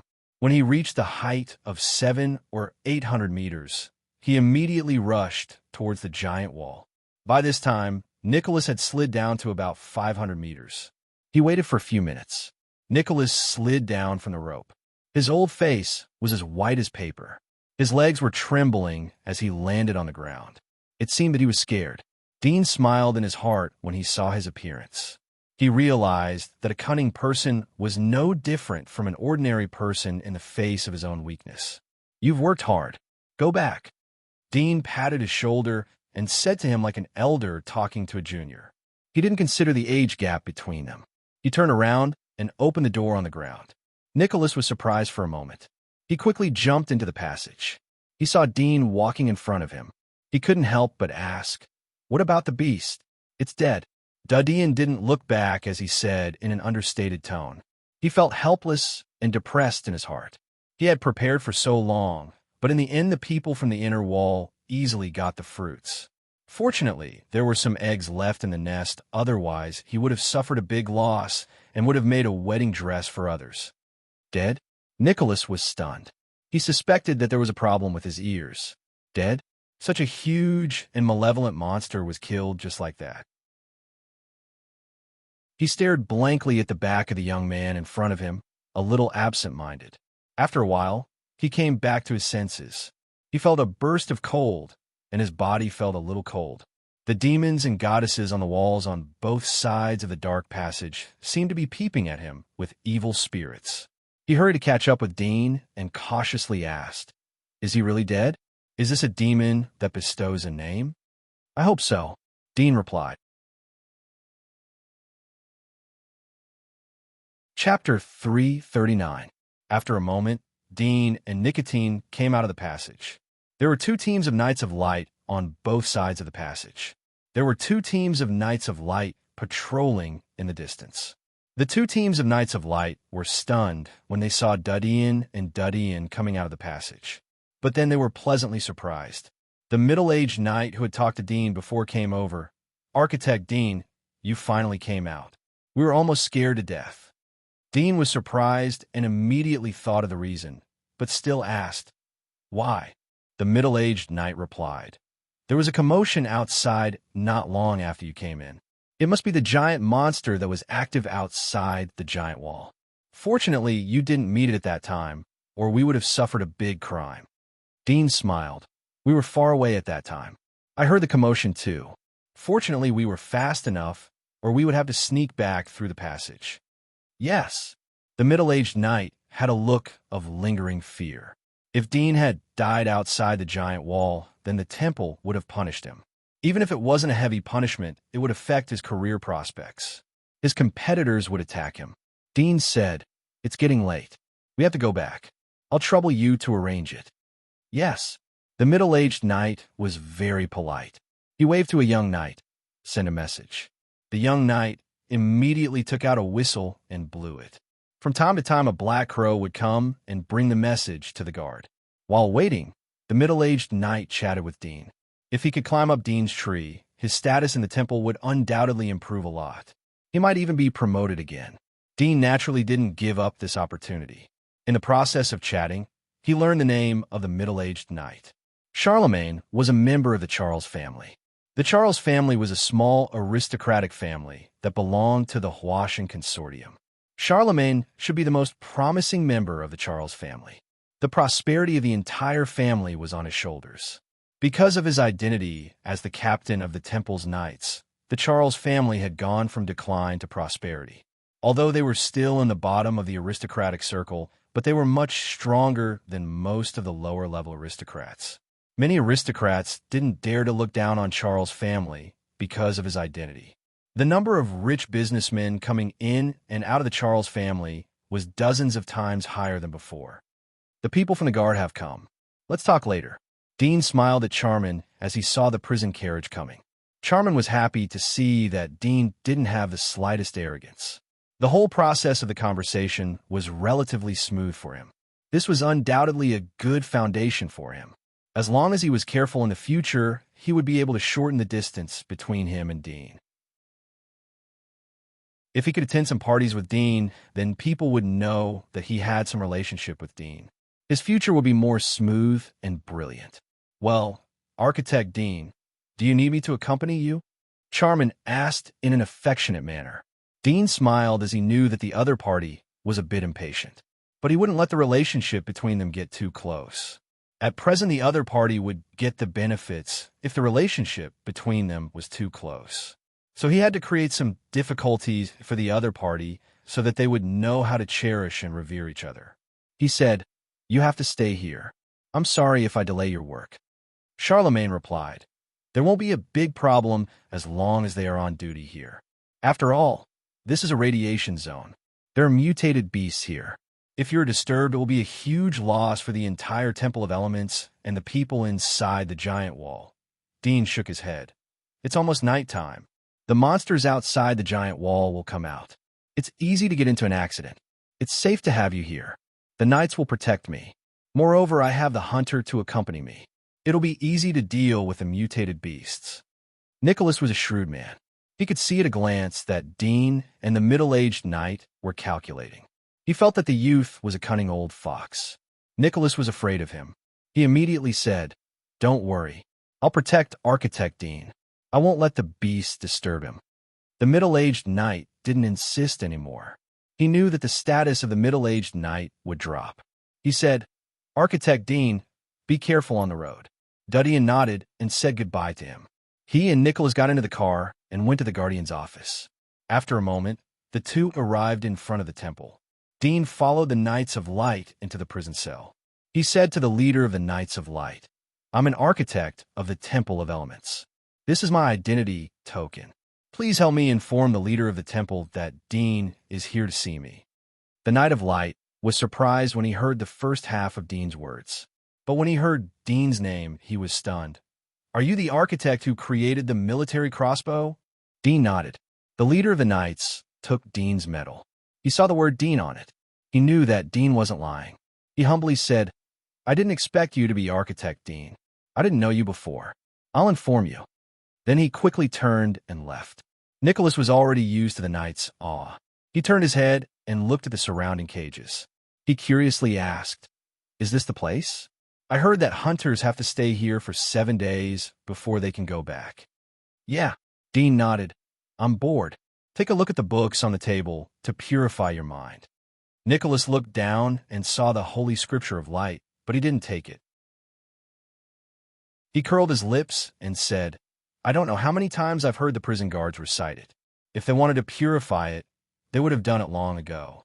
The God of Light can only save people who live under the sun. How can he save people like us who live in darkness and abyss?" Dean glanced at him. "Don't add the word us. I'm not targeting you. I've already said that I'm different from garbage like you." Nicotine smiled as he heard Dean's blunt words. "You are an architect. Naturally, you're different from ordinary people like us." Dean chuckled. He didn't explain anything as he sat on the bed and waited. After a moment, the leader of the Knights pushed open the door of the underground cell. He was followed by a handsome middle-aged man. The beard on his face was very clean. His skin was incomparably white and his eyes were bright. It wouldn't be an exaggeration to say that he was a young man in his 20s, but the mature taste on his face betrayed his age. The handsome middle-aged man was followed by 2 Knights of Light. Their temperament was deep and restrained. Their eyes were sharp. "Are you Architect Dean?" The handsome middle-aged man came to the front of the cell. He was surprised to see Dean. He didn't expect that the youth who had been frequently reported in recent times would be younger than he had imagined. Dean smiled. "I am. Can we talk in private?" The middle-aged man stared at Dean for a moment. He waved his hand to signal the people around to leave. He smiled as all the Knights of Light left the cell. "Architect Dean, this is the first time we meet. What do you want to say? Dean smiled. In addition to admiring you, my biggest purpose is to ask you for help. Help? The middle-aged man's eyes lit up. Do you want me to cover up the fact that you are out of the giant wall? There is nothing to cover up. Dean shook his head. I want you to release me after the inspection and allow me to return to the city. The middle-aged man shook his head. It's not that I don't want to help, but this matter. I'll do you a favor, how about it? Dean interrupted him and said directly. The middle-aged man was startled. He was a member of the Holy Church, so he naturally paid more attention to the matters of the Temple of Elements. He knew about Dean's recent deeds. In fact, most of the people who weren't members of the Holy Church had heard of Dean's deeds. After all, every time a new invention came out, it would cause a great sensation, and people couldn't help but pay attention to it. The middle-aged man was in a dilemma. Favor was a big thing, but it was also a small thing. Dean saw that the middle-aged man didn't trust him. I don't know which consortium is behind the director. I haven't sold the lightning rod that I made last time. If it is convenient for you. Chapter 340. Middle-aged man's heart was boiling, but he deliberately hesitated. Architect Dean, this is against the law. If it is spread out. He didn't say anything as he wanted to leave some leeway. Dean narrowed his eyes. I'm an architect of the Temple of Elements. I didn't leave the giant wall this time. I was entrusted to escort Mr. Hunter to the outside of the giant wall. After the physical examination, it was confirmed that there was nothing wrong with my body, so I should be released. Do you want to treat me like a hunter? Middle-aged man's face slightly changed as he heard Dean's words. He thought that Dean would keep it a secret so that both of them would stand on the same boat. He didn't expect Dean's attitude to be so tough. He smiled. Architect Dean's words are too serious. These hunters naturally can't be compared with you. I'll order people to change to a clean room for you. As for the early release, you are an architect of the temple. It will be a loss to the temple and disloyal to the Holy Church if you stay here. I'll order people to send you back after the physical examination. He paused and stared at Dean. It would be great if you could sell your lightning rod to the Scott Consortium of the church. Dudian didn't expect that the person behind the director was from the Scott Consortium. Although he expected the 6 consortiums and Holy Church to infiltrate each other, but he didn't expect that the Scott Consortium would be able to buy the director. This was an excellent chess piece, as he was in charge of the life and death of the hunters. He was in charge of the hunters' life and death. He had high authority and great role. The Scott Consortium has such a deep foundation, but they can only fight evenly with the Melon Consortium. These consortiums have been operating for decades, and their forces are spread all over the place. It would be too slow to cut them off one by one. I can only use force to break them. Dean's eyes lit up as he calmly looked at the director. I have cooperated with the Scott Consortium many times. I believe that the cooperation of the lightning rod will be very pleasant. I haven't asked your name yet. Divine Emissary Du is too polite. I am Lemvi. The middle-aged man was happy and excited. Releasing Dean ahead of schedule was a trivial matter for him. Even if Dean didn't use the lightning rod as a bargaining condition, he was willing to make friends with an architect with extraordinary potential. Moreover, he would be able to share the wealth of the Scott Consortium. Moreover, he would be able to improve his own status. It was a bargain for him. Dean nodded and wrote down the name. Thanks for the trouble. He sat back on the bed. Lemby laughed as he saw Dudian's intention. I'll arrange someone to come over and give you a physical examination. But before that, I'll change your room. It's too dirty here. No, the residence is just a worldly possession. Don't worry about it. Dudian calmly replied. Lemby looked at the youth with interest and said, Since that's the case, I'll take my leave first. With that, he turned around and left the cell. Nicotine silently observed everything. He looked at Dean after Lemby left. Master, won't you take me back with you? You will wait here for 7 days before going back. Dudian indifferently said, My early return will arouse the attention of some forces. If we go back together, then the target will be bigger. In addition, I'll come back right after I go back. Be careful with your words and don't talk nonsense. Nicotine heard his warning. I will. Master, I made a mistake in the past, but but I will be absolutely loyal to you from now on. I hope you could trust me once again. I only look at the performance." Dudian indifferently replied. Nicotine wryly smiled, but didn't say anything.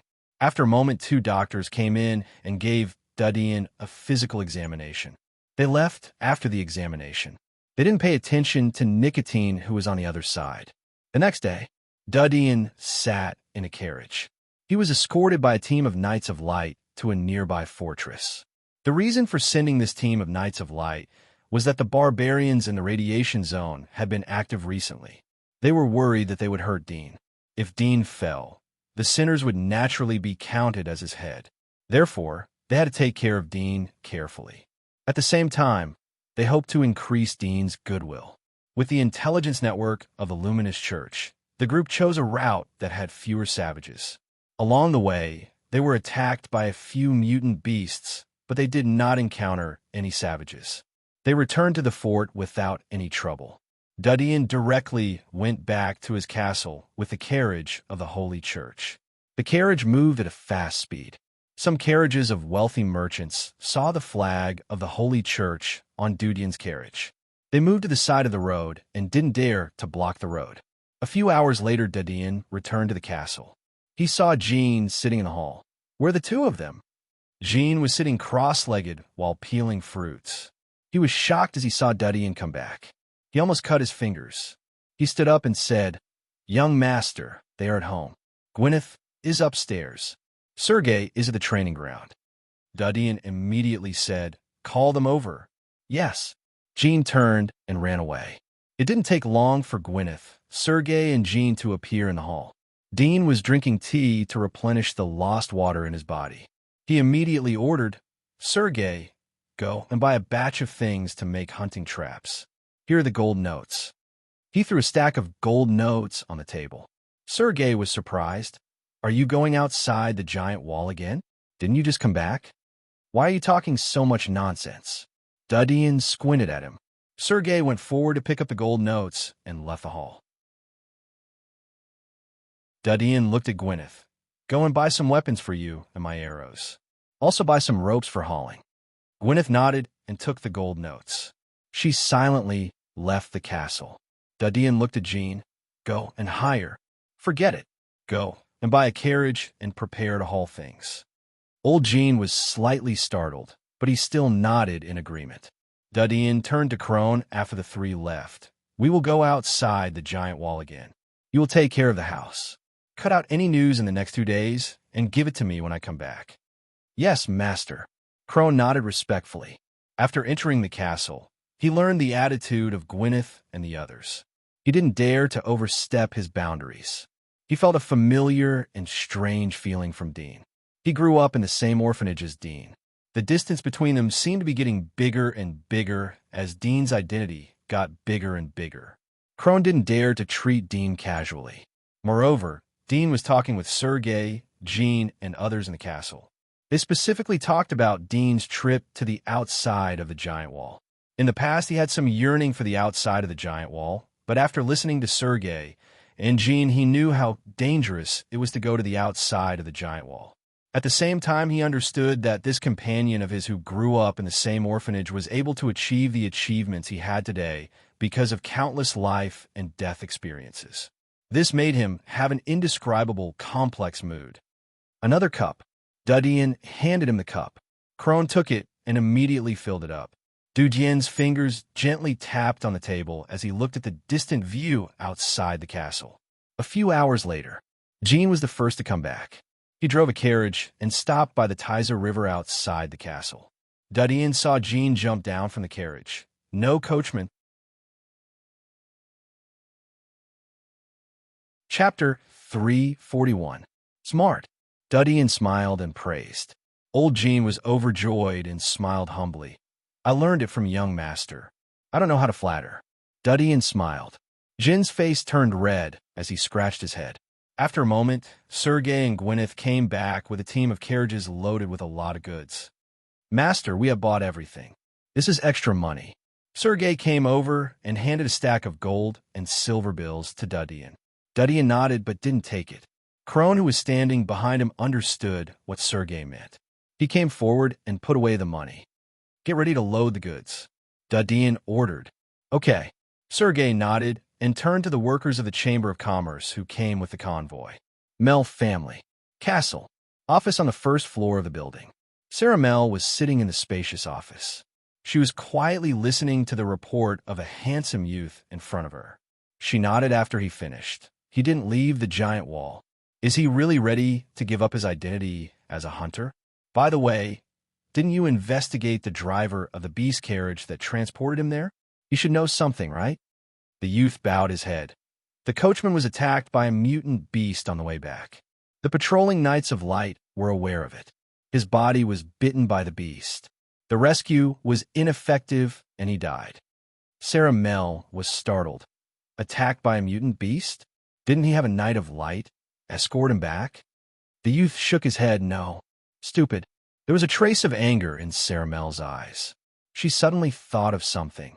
Are you sure that he was attacked by a mutant beast? It wasn't man-made? I'm sure. The youth bowed. I have sent people to check his body. There are no human scars on his body. All of them were claw marks and teeth marks of mutant beasts. Sarah's eyebrows wrinkled. Her eyes were cold. Stupid civilians. Death is not enough. Scott Consortium. Council Hall of the Consortium headquarters. Chastov looked around at the crowd. I have good news to tell you. The latest 4-star high-quality lightning rod has been sold to the Scott Consortium. In addition to sharing this good news, I also want to inform you that the consortium's funds will be transferred to the production of the lightning rod. We don't know the cost, but it won't be small. Currently, the consortium is short of funds, so we will be recruiting wealthy businessmen to join us in the production of the lightning rod. We need to make the lightning rod as soon as possible before the rainy season. We have enough goods so that we can use the lightning rod during the next rainy season to earn enough funds for the mining project. The consortium members on both sides of the long table looked at each other. Some were pleasantly surprised, some were skeptical, and some were worried. One of the middle-aged men said, Chairman, didn't Architect do say that he would consider selling after the black snow season? Why did he suddenly agree to sell it to us? Chistov looked at him. Speaking of this, I have to thank Rosie. She went to Architect Dean's castle many times and used her excellent diplomatic skills to negotiate this matter. Everyone couldn't help but look at Rosie, who was sitting at the other end of the long table. She had a smile on her face and a calm expression. Miss Rosie is really a good negotiator. She is indeed a talented woman who has studied in the magistrate. Congratulations in front of the castle. Dean called Sergei, Gwyneth, and Jean to get on the carriage. Before leaving, Dean thought of something and looked at Crone. If the Scott Consortium comes to talk to me about the invention, then tell them to wait for me to come back, and we will discuss the details. Tell them to prepare the gifts. Crone was startled. Yes, master. Dadian nodded and sat on the head of the mammoth. He looked at Jean, who was holding the rope. Let's go. Old Jean nodded and drove the mammoth carriage to the special road for beast carriages, heading towards the fort. They arrived in front of the fortress after a few hours. Dadian showed his architect's medal and smoothly entered the radiation zone. They walked for 2 hours before they reached the giant wall passage. Gwyneth and Sergei killed many mutant beasts along the way, but didn't meet any barbarians. Dean untied the rope ladder that was wrapped around the mammoth's forehead. He climbed down the ladder and looked at Charlemagne. It's your duty today. Thank you for your hard work. Charlemagne was surprised as he looked at Dadian. He didn't expect Dadian to be so powerful. Dadian had gone to the Guardian Institute yesterday, and now he was able to bring people out again. Obviously, he had left the Guardian Institute. Charlemagne's attitude became more polite. You are too polite. We are here to serve the residents of the giant wall. It's what I should do. Dadian nodded and pointed to Sergei and the others. They are hunters of our consortium. They are here to build a stronghold outside the giant wall. These are the materials. Charlemagne glanced at Sergei and the others. It's a small matter. He turned and waved his hand to signal the Knights of Light to open the passage. Dadian waved to Sergei and the others to move the materials. Sergei, Gwyneth, and Jean put away the surprise on their faces as they turned around to move the materials. Jean was the one who was shocked the most. He was a knight of light, so he knew the purity and nobility of the Knights of Light. He didn't expect the captain of the Knights of Light to be so polite and respectful to Dean. He was shocked by Dean's means, but he was disappointed and lost. The captain of the Knights of Light had a higher rank than him. In his mind, when he was a Knight of Light, such a person was a noble and holy person who lived purely to serve the God of Light. He didn't expect that the captain of the Knights of Light would reveal the secular face of an official. However, he had been in the prison for a long time. He was open-minded and saw things more deeply. There was only a sense of loss, but not too much emotion. Charlemagne naturally didn't know the thoughts of the youth. He was constantly thinking about how to get closer to Dudyan. He kept looking for topics to talk about. After seeing Dudyan come out of the prison in just one day, he was more determined to have a good relationship with the youth. After a moment, everything was moved in. Dudyan ended the conversation with Charlemagne and looked at Jean. "You go back and be responsible for the support. I'll inform you to move the materials if there is a shortage." Jean was relieved. Last time he saw Scar being taken away by the monster, he was full of fear and dread of the world outside the giant wall. He knew that, with his little strength, he would be able to live in the goddess's favor. Once the goddess forgot about him, he would fall into hell. Jean was relieved for a moment. He had seen Scar being taken away by the monster. "Yes, master." Dudyan looked back at Charlemagne. "Mr. Cha, can you send someone to prove that he didn't come out of the giant wall?" "No problem. I'll take care of it," Charlemagne replied. Dudyan nodded and entered the passage. "Architect Dean, be careful," Charlemagne said in a loud voice. Chapter 342. Dudyan called Sergei and Gwyneth to bring their weapons and some lighter materials. Sergei was in front of them. If they encountered monsters that Dean couldn't smell, then Sergei's steel dragon magic marks will be able to save their lives. The three of them came to a place not far from the body of Splitter. Dean gently sniffed and smelled 2 or 3 strange smells gathered around the body of Splitter. His eyes slightly moved as he made a hostile gesture to Sergei. Sergei's heart turned cold. He bent down and held his lance as he slowly moved forward. Although Sergei was sloppy in the giant wall, but he was a different person after he came out of the giant wall. He was silent and vigilant. He noticed the huge scratches on the giant wall and occasionally saw huge traces of destruction along the way. It made his heart tremble. He didn't know what kind of monster Dean was going to hunt. He had been hunting for so many years, but he had never seen such a terrifying monster. Dean looked down from the hole and saw that there were 3 cheetah-like monsters on the huge body of Splitter. They were nearly 2 meters tall and had ferocious fangs. The patterns on their fur were like eyeballs. They were like peacock feathers, which had a deterrent effect on the enemy. The front of their limbs were mutated with protruding bone spurs. They looked like hooked daggers attached to the claws. 100-eyed monster, level 21. Dean's eyes slightly sank as he glanced around. He noticed that there were more corpses of other monsters on the ground. There were jungle lizards, unknown pythons, and small insect-like monsters. All of them were dead. He looked at Sergei and Gwyneth. Both of their faces were full of horror. Gwyneth's cheeks were full of shock. In her impression, most of the monsters were the size of the Magic Claw crocodile. They were considered as high-end monsters. However, the monster in front of her was like a prehistoric monster. It was hard to imagine the scene of a human fighting against it. The most shocking thing was that the monster was dead. The weapon that was stuck in its body was the shark spear that she had personally participated in smelting. Compared to Gwyneth's shock, Sergei was a bit confused. Although the light inside was dim, it didn't prevent him from seeing the appearance of the giant monster. He was shocked when he first saw the huge shadow, but he quickly found out that the giant monster was one of the 8 legendary monsters in the Pyramid of Monsters, Splitter. The scratches on the giant wall were obviously caused by this Splitter, but it was dead. A legendary monster died here. From the faint smell of decay, Sergei could conclude that the time of death was not more than 2 days ago.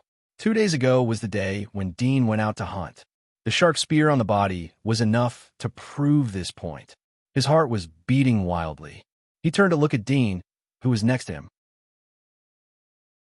He was both excited and nervous. Its magic marks should not have been.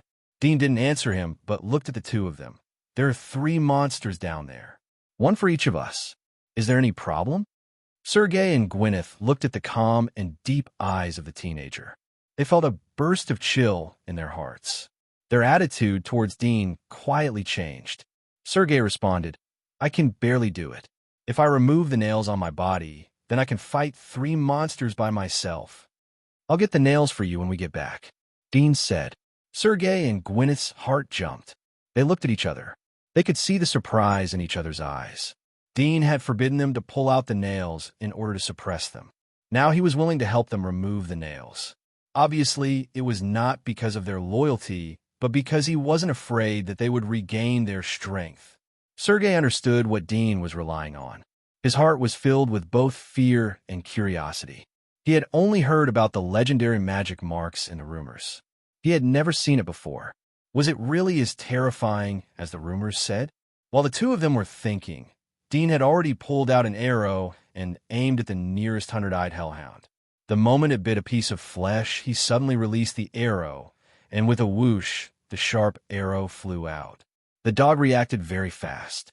When it heard the sound of the arrow, its body suddenly turned sideways and jumped to dodge, but its speed was still too slow. Dean's physique was almost the same as an ordinary senior hunter. At this moment, the distance between them was less than 200 meters. The bowstring was pulled, and the arrow's speed reached its peak. When the dog suddenly reacted, it was already a step too late. Puff! The arrow hit its ribs. The 100-eyed monster groaned and fell to the ground. It quickly stood up and glanced around despite the pain in its ribs. Dean had already shot the second arrow when it noticed him. 100-eyed hound saw Dean and the others on the hole, and the arrow flew over, enlarging in its pupils. Its body hurriedly jumped to the left to evade, narrowly escaping the arrow. Dean wrinkled his eyebrows as he saw the sensitive response of the hound. He thought of the catalytic effect of the flesh and blood of the Ripper. The speed of the hound was by no means normal. The color of its fur was red. It was almost the same as a level 25 monster. It was almost impossible for Sergei and Gwyneth to deal with it alone in their current state. I'll leave the other 2 to you. Sergei, you'd better cooperate with Gwyneth. You can't kill it alone, Dean said indifferently as he put the 3rd arrow on the string. At this time, the other 200-eyed hellhounds also stopped eating when their companion was attacked. They turned their heads and rushed toward Dean and the others who were above the hole. There was a trace of arrogance on Sergei's face as he heard Dean's words. He was about to refuse, but he saw that the speed of the 2 hounds was extraordinary. He immediately retreated and pulled out his spear. He was ready for battle. Dean quickly retreated. He left the 200-eyed monsters to Gwyneth and Sergei to deal with. He retreated behind Sergei and waited for the injured one to climb up. Gwyneth shouted and waved her sword to meet the hounds. Although her joints were pierced by steel nails, her movements were still coherent and fast. She waved her sword in a circle, and Sergei used his lance to defend. Both of them attacked and defended, forcing the hounds to be unable to get close to them.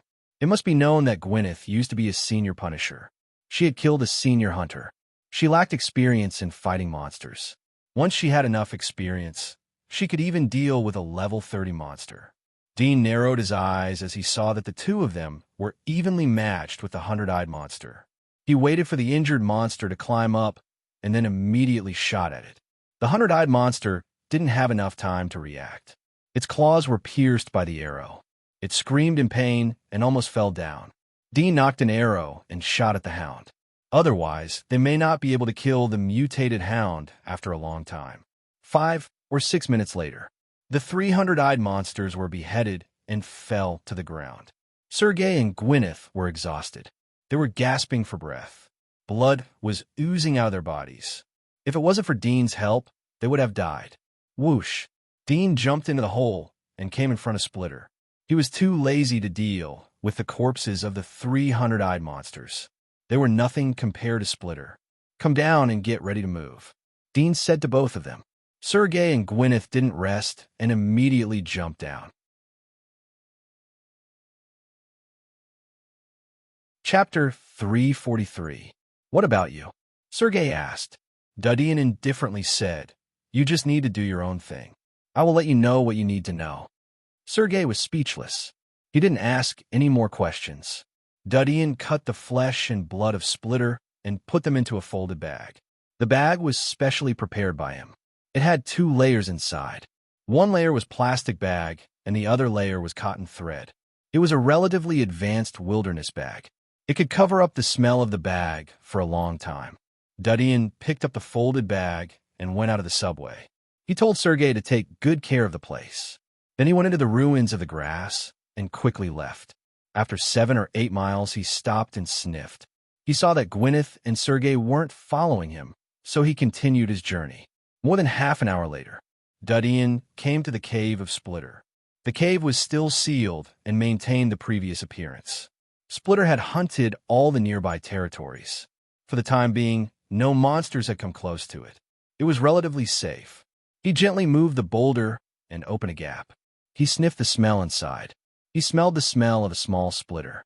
It was the same smell as the one he had smelled for the first time. It was the smell of a hatched Splitter.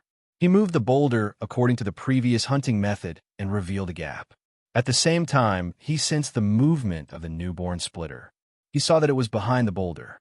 He took a few steps back and threw stones to lure it out. The newborn Splitter obviously didn't learn from the 2 injured brothers in the cave. He quickly climbed to the gap and looked around.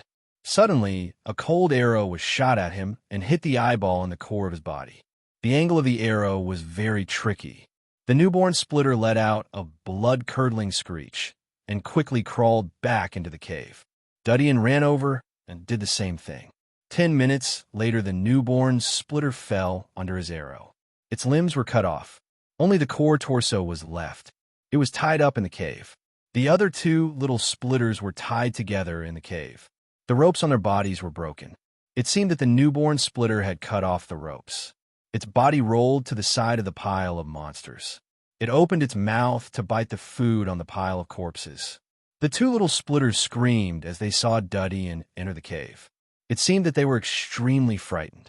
They kept twisting their bodies and moving back away from Dudian. Dudian gently smiled as he threw the bag on the ground. He took out the meat from the big Splitter. He cut the meat and threw it in front of the 3 little Splitters. After a moment, the 3 little Splitters relaxed their vigilance. They opened their mouth and swallowed the meat. Dean retracted his gaze and came to the nest. Looking at the remaining 4 giant eggs, there was a trace of heat in his eyes. He raised his hand and gently touched them. The eggs were cold. His heart suddenly moved. He put his ear on one of the giant eggs and listened carefully. After a moment, there was a creaking sound coming from inside the egg. It seemed that something was gently rubbing. Is it awake? Dudian's eyes lit up as he gently patted the eggshell. Crack! A crack appeared on the eggshell, but it wasn't the place where Dudian patted. Dudian was surprised as he saw the crack. He quickly retreated a few steps and aimed an arrow. Crack! The crack on the eggshell rapidly expanded. A sharp sickle pierced out from the inside and quickly cut the giant egg. The eggshell cracked and the viscous slurry seeped out. It revealed the shape of a little Splitter. Dean's face slightly changed.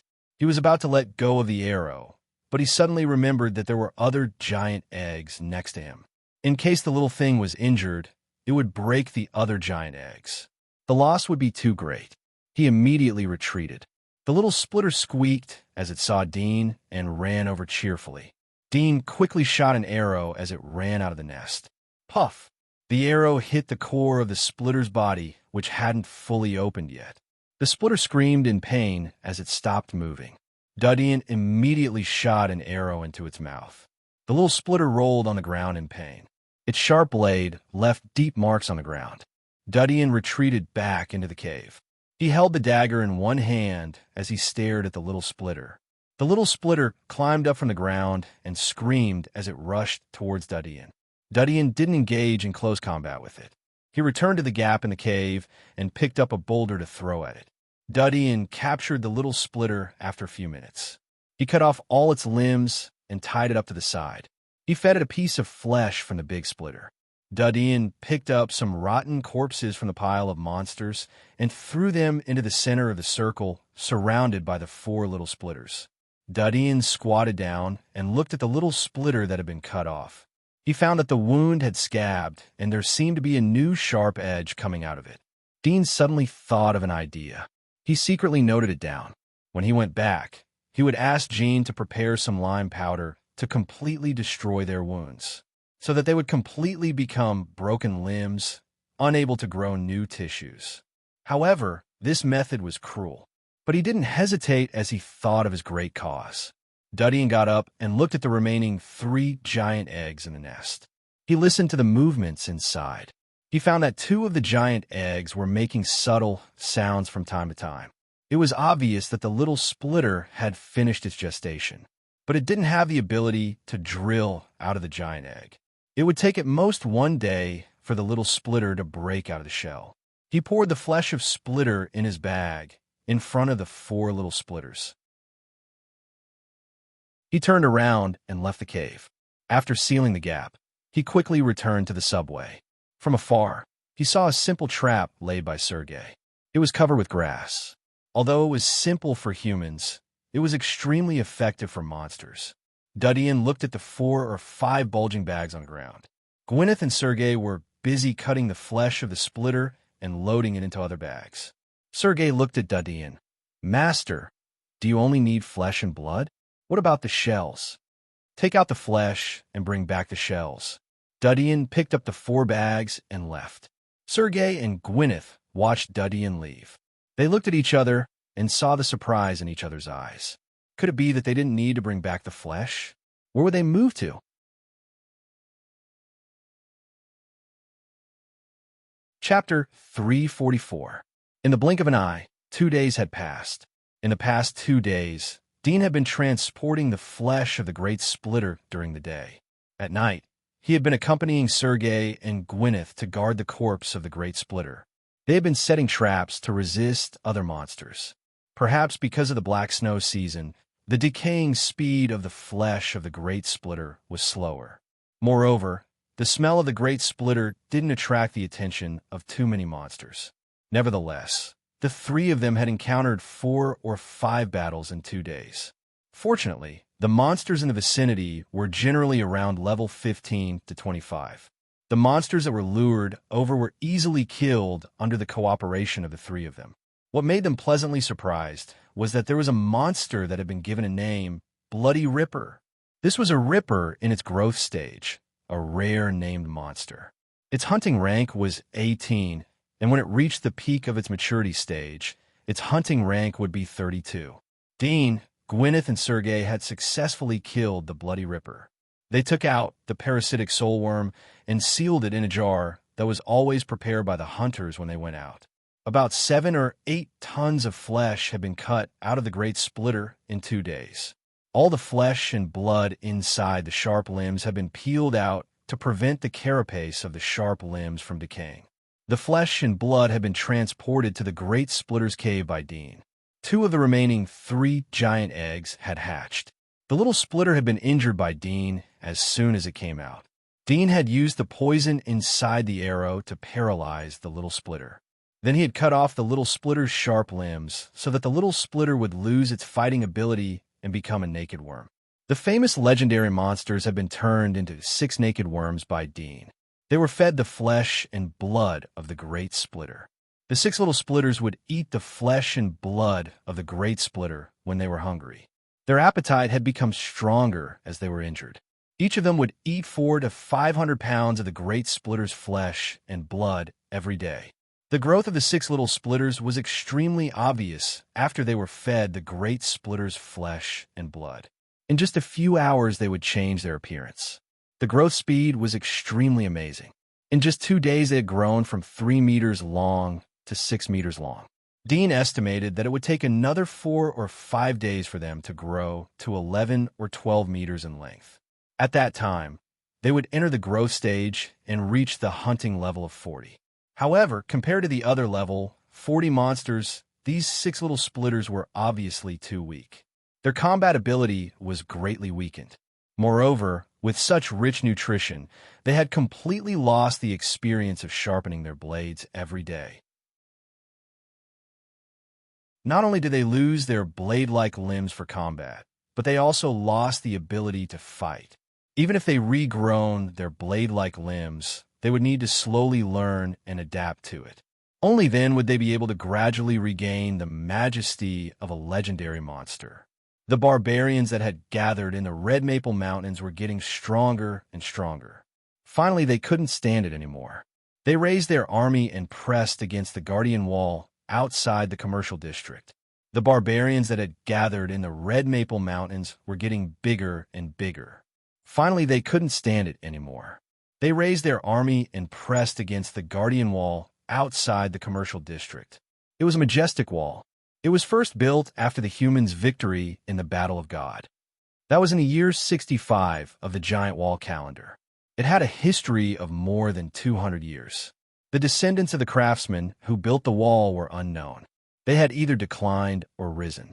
There was no news about them. The so-called Battle of God Vision referred to the shocking battle when the barbarians invaded the border for the first time. It had been a long time, and the records of this battle were hard to find even in the libraries of famous academies. It was only recorded in some scriptures of the Holy Church. After the end of the Battle of God, the barbarians were repelled. The barbarians imitated the giant wall and built the Guardian Wall to protect the future generations. In the past 200 years, the barbarians had repeatedly invaded the border, but it was difficult for them to advance. Occasionally, they would break the fortress, but the army would quickly remedy it and drive them back. Only this time, the barbarians had learned from the previous failure. They chose a dangerous fortress which was easy to defend and difficult to attack. But after the fortress was breached, the Red Maple Mountains were a natural base.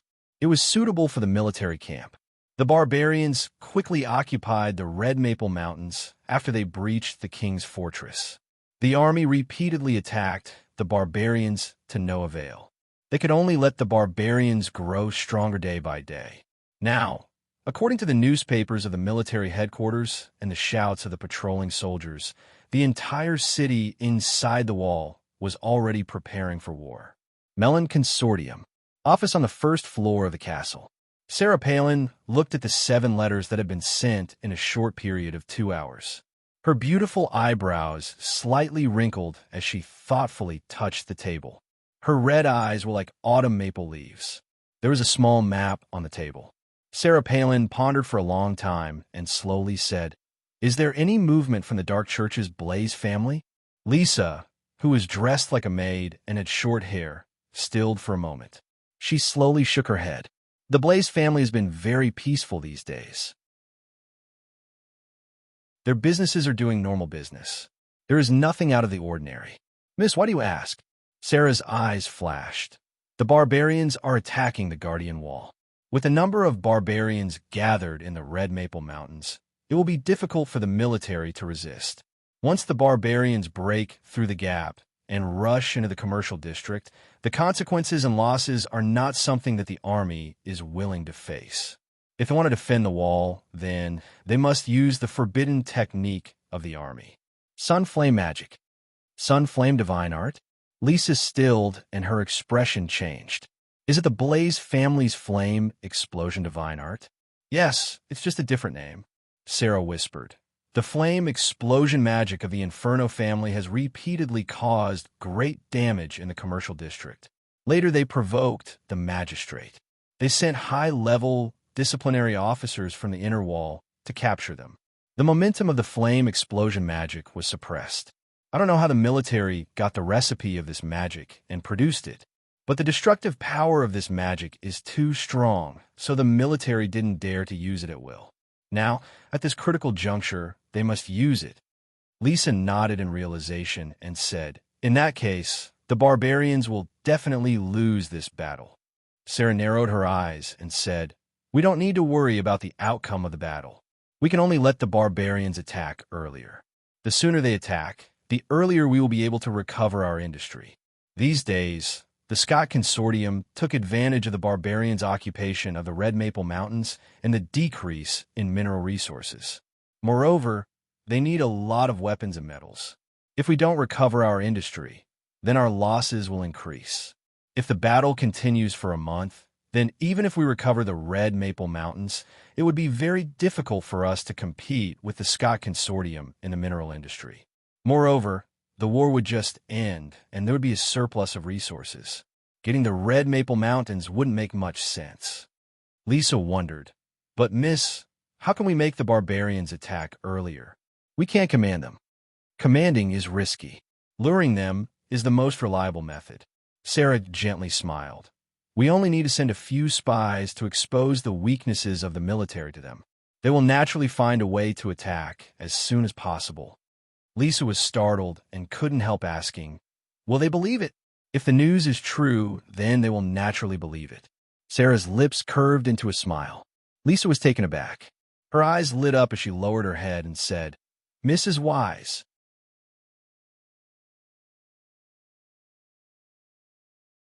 Chapter 345. Ryan Family. The study room on the second floor. Old Feline dismissed the maids. Only Sander was in the room. He sighed as he looked at the night sky outside. There was a bit of worry on his face. Sandro, who was serving at the side, could not help but ask when he saw his father's expression. Father, are you also worried about the barbarians' invasion? With the strength of the army, it shouldn't be difficult to defend the Guardian Wall. Even if the army fails, the Holy Church and the magistrate won't just sit back and watch. Besides, if the Guardian Wall falls, we can retreat to the edge of the inner wall and wait for reinforcements. Old Feline shook his head and sighed. Child, I'm not worried about the war of the army. It's our war. Our war. Sander was surprised. Old Feline said, war is a disaster, but it is also an opportunity. The six consortia are aiming at the huge profits brought by the war. Look at the mineral industry in the market. The price has soared. Unfortunately, they have earned wealth but lost their reputation. Look at the Holy Church and the magistrate. The Holy Church has built prayer platforms in the square. They will pray to God when the war starts. If there is a God, then why didn't he destroy the barbarians? I don't know how much wealth will be donated to the Holy Church by the civilians. As for the evil dark church that gathers potioneers and alchemists, it is very likely that they will push the direction of the war. All the forces are using the hands of the savages to fish for what they need. Only we won't be able to fish for any benefits in such a war. Instead, we will be targeted by other forces and will be taken advantage of by them to destroy. Sander's face slightly changed. Are you talking about the Melon Consortium? Old Feline sighed. It's hard to avoid disasters, but it's hard to refuse blessings. I hope that the Scott Consortium will draw the attention of the Melon Consortium. Otherwise, in this chaotic period of war, we will become their food. Sander was surprised. Father, aren't your words too negative and pessimistic? We have Dean behind us. The Melon Consortium has been trying to deal with us, but to no avail. The authority of the Holy Church and the Temple of Elements shouldn't be provoked. They shouldn't dare to provoke our anger at this time. Old Feline smiled, but the problem is that Dean is outside the giant wall. At this critical moment, he didn't stay in the Temple of Elements. I don't know if he deliberately exposed such a flaw to lure the Melon Consortium to attack, or if he didn't consider this point and went outside the giant wall. If it's the latter, then I'm afraid that we will suffer a big loss this time. Sandro was startled. He thought for a moment and said, Father, since the situation is so urgent, should I immediately send someone to call him back? He is outside the giant wall. So how can we call him back? We haven't built a stronghold yet, so it's impossible for us to contact him. We can only wait for him to take the initiative to contact us.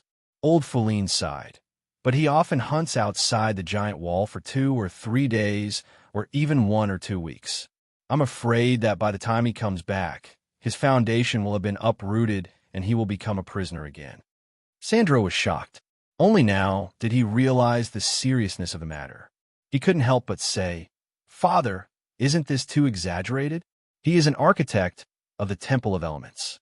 How can he become a prisoner again? Can the Melon Consortium intervene in the Temple of Elements? Old Feline bitterly said, Our Ryan family doesn't have many opportunities for you to gain experience. You will understand in the future. Maybe after this incident, you will understand that there are many ways to achieve your goals. But those ways are hidden too deep. Most people can't see them. Even if some people see them, they're too proud of their identity and don't want to go. You have to know that going outside the giant wall is tantamount to death. Sander was shocked. Although old Feline didn't say it clearly, but the last sentence made him understand his father's worries. He couldn't help but ask, "Father, do we have to sit still and wait for death?" "I have sent someone to inform him. He will get the news when he contacts the giant wall." Old Feline sighed. "The rest is up to fate. Perhaps our Ryan family is doomed to be unable to make a comeback. But it's a pity for this boy. If we give him 5 years, then he will be at the top of the outer wall. Even Rudolph of the Bourong family and Chai of the Scott Consortium won't be able to compare with him." Sander was silent for a moment. If he can't get through this crisis, then it won't be a pity even if he dies. Old Feline looked at him, but didn't say anything. He leaned back in his chair and slowly closed his eyes. The next day, Old Feline had just finished his breakfast with the younger generation of the family. He hadn't had time to leave when he heard the butler announce that someone had arrived. He was surprised, but he sat firmly in his chair and ordered the butler to bring the person in. However, the butler didn't turn around to lead the way as the person broke the door. His voice spread to the ears of the people in the dining room. "Don't be polite. I will go back after collecting the debt." A middle-aged man came in. He was followed by 2 young knights. He was wearing an official knight medal issued by the Knights' Hall. Moreover, it was an intermediate silver medal. Old Feline's face slightly changed. "It's rude of you to break into the castle." The middle-aged man had an arrogant expression on his face. When he heard this, he sneered as if he had been poked at. The corners of his mouth curled into a disdainful smile as he said, "Rude?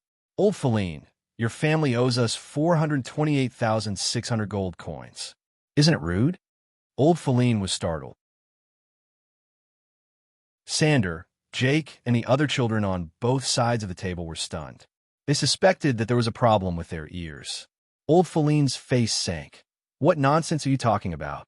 When did our Ryan family owe you money?" "Oomph." The middle-aged man sneered as he took out a sheepskin scroll. "This is the contract. It is clearly written on it. Even if you go to the magistrate, it will be the same." He threw the scroll towards Old Feline. The scroll didn't fall at Old Feline's feet. The middle-aged maid bent down to pick it up and handed it to Old Feline. Old Feline's face was gloomy as he opened the parchment. He looked at Jake. "You unfilial son, how could I give birth to such a thing? You owe me this debt."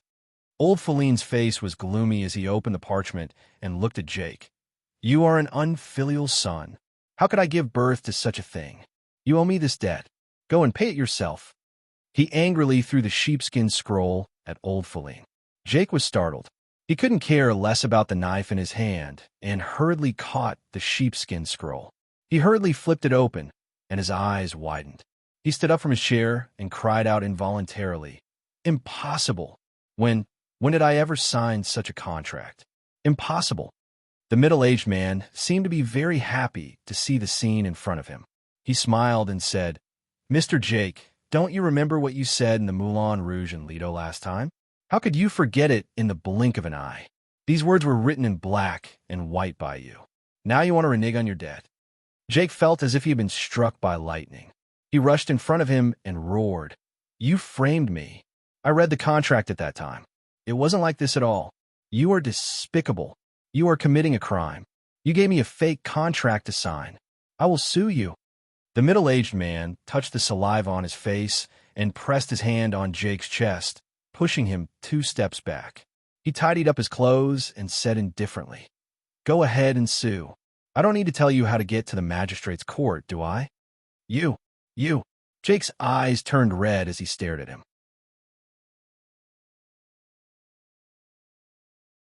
Chapter 346. Jake's body trembled in anger. He turned to Old Feline. "Father, I was framed by them. Please believe me. I don't have the courage to sign such a contract.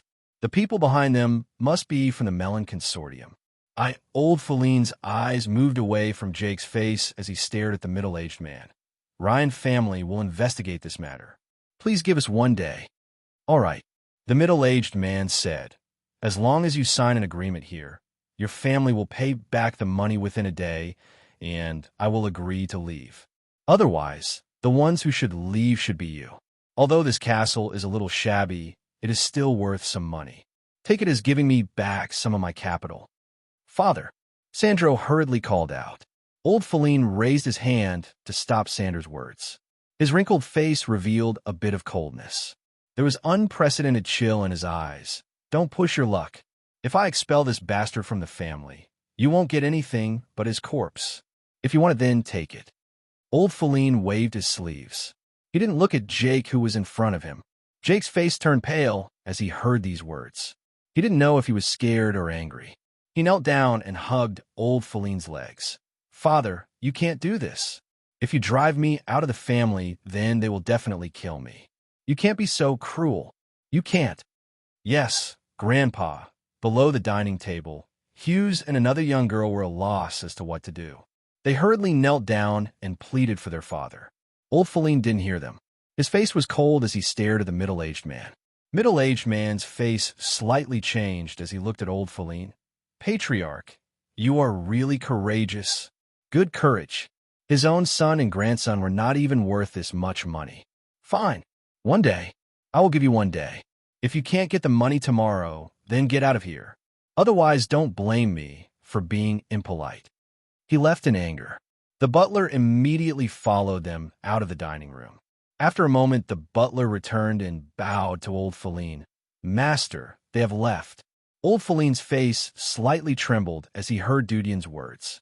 He slowly leaned back on the chair. The murderous aura in his eyes dimmed, as if he had aged 10 years. The hall was silent. Everyone's eyes fell on him. Sandro couldn't bear it and said in a low voice, "Father." Old Feline looked at him. "Immediately contact Deacon Antia and ask her to come here." Zindral immediately replied, "Yes." He looked at Jake, who was kneeling in front of Old Feline. His eyes flashed coldly, but he didn't say anything. He turned around and left. After a moment, the sound of carriage galloping echoed outside the hall. Jake's face was pale as he clutched Old Feline's trousers. He pleaded, "Father, I was really framed. Please save me. I'm your son. You have given everything to him since childhood. I didn't fight for anything. I know that I made a mistake this time. But they deliberately wanted to deal with us." Old Feline looked down at him. He lifted the crutch in his hand as he wanted to hit Jake. However, he felt a pain in his chest as his hand softened. He took 2 deep breaths as he looked at Jake coldly. "Our Ryan family has been destroyed since decades ago. We have been surviving in the crevices. You didn't think about making progress. Now at this critical moment, you have fallen into their trap. Our decades of foundation has been destroyed." Old Feline coughed again and again as he spoke. The middle-aged maid who was next to him handed him a handkerchief and a cup of tea. Old Feline took a sip of tea. He looked at Jake. "You should pray. If there is no other way, then I will expel you for the sake of the future of the Ryan family." Jake's face was as white as paper. He hugged Old Feline's legs and desperately begged. Hughes and another girl also crawled over. They held Old Feline's other leg and begged. Their faces were full of tears. Old Feline was indifferent as he saw Hughes and the girl begging. His eyes slightly flashed as if they were moist. At noon, Zindral returned to the castle. All the young masters and ladies of the family were sitting in the hall. They looked at each other. The castle used to be noisy, but at this moment there was no noise. Zindral glanced at the butler. "Where are father and third brother?" "Master is in the study room on the 2nd floor. Jake is kneeling at the door." The butler whispered. Sandro snorted coldly and quickly went upstairs. He immediately saw Jake, Hughes, and his sister kneeling in front of the study. The 3 of them were begging nonstop, and their throats were already hoarse. Jake hurried to look at Zindral. He saw that there was no one behind him. His face turned ugly. "Where is Deacon Andia? Why didn't she come?" Zindral was too lazy to pay attention to him. He strode over and knocked on the door. "Father, I'm back. Come in." Old Feline's voice echoed from the room. Zindral pushed the door open. Jake quickly got up and wanted to squeeze in. Zindral coldly kicked him in the chest. Jake turned around and locked the door. Old Feline looked haggard as he leaned against the bed. The middle-aged maid was gently massaging his shoulders. His face slightly changed as he asked, "Father, are you all right?" Old Feline asked, "She didn't come with you?" Sandro gritted his teeth and said, "Deacon Andia didn't want to come after hearing about this. She only asked me to pass a message to you. She said that she can't do anything even if she brings this matter to the court. Her only chance is to borrow Oracle dues, status, and financial resources to pay off the debt in one go." Old Feline's mouth slightly twitched. "What favor? It's bullshit. When our Ryan family was glorious, I had a good relationship with her teacher. Later, I assisted her in ascending to the position of the Ryan family. After so many years, our Ryan family has declined to this point. We have been wronged many times, but I have never asked her for help. Now that we are in trouble, I thought that she would help us because of our past relationship. I didn't expect that people's hearts are colder than I thought." Zindral stepped forward. "Father, don't be discouraged. There will be a solution. As she said, we can solve it once Architect Dean comes back." Old Feline snorted. "Do we need her to say such a solution? The Melon Consortium has chosen to be in a difficult situation at this time. Even if he comes back, it won't help. They have been planning this for a long time and have been waiting. Dean asked me before whether the Melon Consortium has taken action or not. At that time, we didn't realize it. But now we know that they have already taken action. The treaty has been dragged until now, and the interest has risen to an astronomical figure. How can we pay them?" Sanders' face changed. "Father, is there any reason for them to expose themselves at this time? Is it because the Scott Consortium is pressing them too hard that they are in urgent need of money? Otherwise, the interest will be higher, and we won't be able to afford it at that time." Old Feline's face turned gray. "Don't you think that the number of fees is very appropriate? It is the price of a top-grade 4-star item. They are in a difficult situation at this time. Their purpose is to make us bankrupt and cut off Dean's path of retreat. That way they will be able to deal with Dean, who is outside the giant wall. They will frame him like the first time he was imprisoned."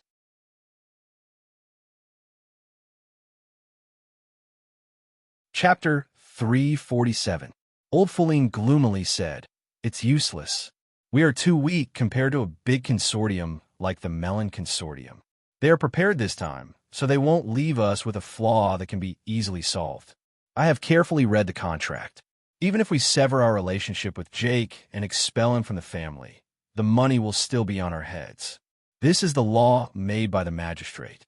They have already used this loophole to attack us. I wanted to see if he knew about this matter or not. It's not terrible to make a mistake, but I'm afraid it's intentional." Sandro was startled. His expression was somewhat dejected as he said, "Father, is there really no other way?" Old Feline whispered, "We can only rely on him. I hope that he can return as soon as possible so that we have the strength to fight back. Otherwise," Sanders smiled as he sat on the chair next to him. He pulled his hair in silence. Afternoon. Old Feline slowly went down the stairs with the help of Sander. He came to the hall. Jake and his children were kneeling in front of the door of the study room. They silently bowed their heads. The people who were sitting in the hall and waiting anxiously saw Old Feline come out. They stood up and looked at the pillar of the family. Sanders' wife slowly stepped forward. She wanted to say something, but hesitated. However, she held it back. Old Feline came down from the wooden stairs and stood on the thick, soft carpet. He looked up at all the faces in the hall. There was a bit of trance in his eyes. He slowly said, "Everyone, go back and pack up your belongings. If someone else wants this place, then give it to them. We will go outside for a period of time." There was silence in the hall. Everyone was startled.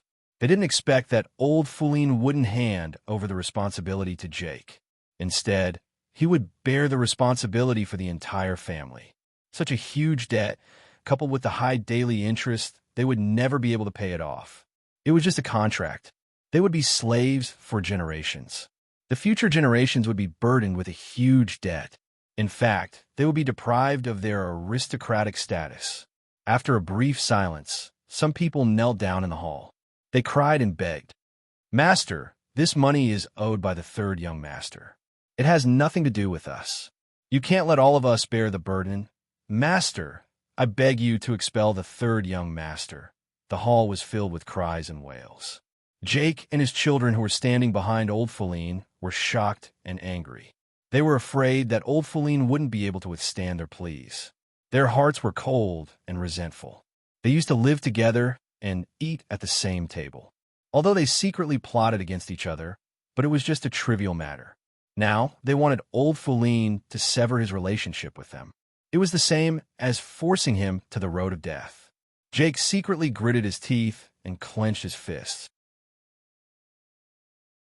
He hated the Melon Consortium as well as the people who were begging. He hated the genius architect, although the latter brought prosperity and hope to the Ryan family. But at the same time, he also brought disaster.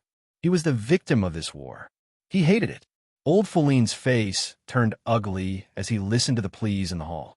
He lifted his crutch and pounded it on the ground. He stopped all the crying and coldly said, "Get up. Do you think that our family can survive after the expulsion of the third master? The enemy wants to destroy our families and our people to be destroyed in the dust. Now that the enemy is in the future, you kill each other first. Idiots! Idiots!" Old Feline was so emotional that he coughed violently. Sandro hurried to support him and caressed his chest. Jake wanted to step forward to support him, but was stopped by Sandro's fierce eyes. The people in the hall looked at each other and silently stopped crying. One of the middle-aged women said, "Father, the Melon Consortium wants to deal with the genius architect. It has nothing to do with our family. None of his inventions were sold to our family. We're going to be his scapegoats. Can't you ask him for help? Now that a disaster is coming, why won't he come forward?" Old Feline was angry as he heard his daughter's words, but coughed again. Sandro comforted her in a few words. At the same time, he looked up and shouted, "Shut up! Don't you know the reason? What nonsense are you talking about? First of all, this is the fault of the third brother. What does it have to do with the architect? Secondly, the architect didn't sell his inventions to us because our consortium doesn't have the ability to produce and market such advanced inventions. We are bound to be defeated by other consortia in the market. At present, the architect has gone outside the giant wall a few days ago to build a stronghold for our consortium. He hasn't returned yet. We are going to live in his castle. Do you want our family to be completely destroyed by your nonsense?" The people in the hall were speechless as they heard his majestic roar. The middle-aged woman was startled. She lowered her head and didn't say a word. Old Feline calmed down and looked at the crowd. There was disappointment in his face as he whispered, "Help me into the carriage." "Yes," Sandro whispered. Sandro returned to the castle to preside over the overall situation after helping old Feline into the carriage.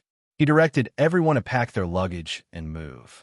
Outside the giant wall, every day, Dean carried out the work of transporting the flesh and blood of the splitter to the cave of the splitter. He monitored the growth of the little splitter. On the third day, the last little splitter was hatched. Dean knocked it down and pulled out its limbs. It lost its fighting ability and became an incubator for the parasitic soulworm. Every day, it fed on the flesh and blood of the splitter to catalyze its growth. On the fifth day, the flesh of Splitter was almost completely cut off by Dean and the other two. Dean moved all of it to Splitter's cave. He told Gwyneth to pick out 5 of the limbs and send them into the giant wall. Then he used his status in the temple to exempt half of the Holy Church's toll. Half of the 5 limbs would be counted as gold coins and would be given to the temple. The rest of the materials would belong to himself. Dean wanted to use the 5 blade-like limbs to create several sets of top hunter equipment and weapons. As for the so-called hunter armors forged by the Temple of Elements, the material was too inferior. Moreover, the armor made from the scales of higher-level monsters was expensive. Most hunters couldn't afford it. Moreover, the defensive power of the armor couldn't be compared with the shell of the splitter.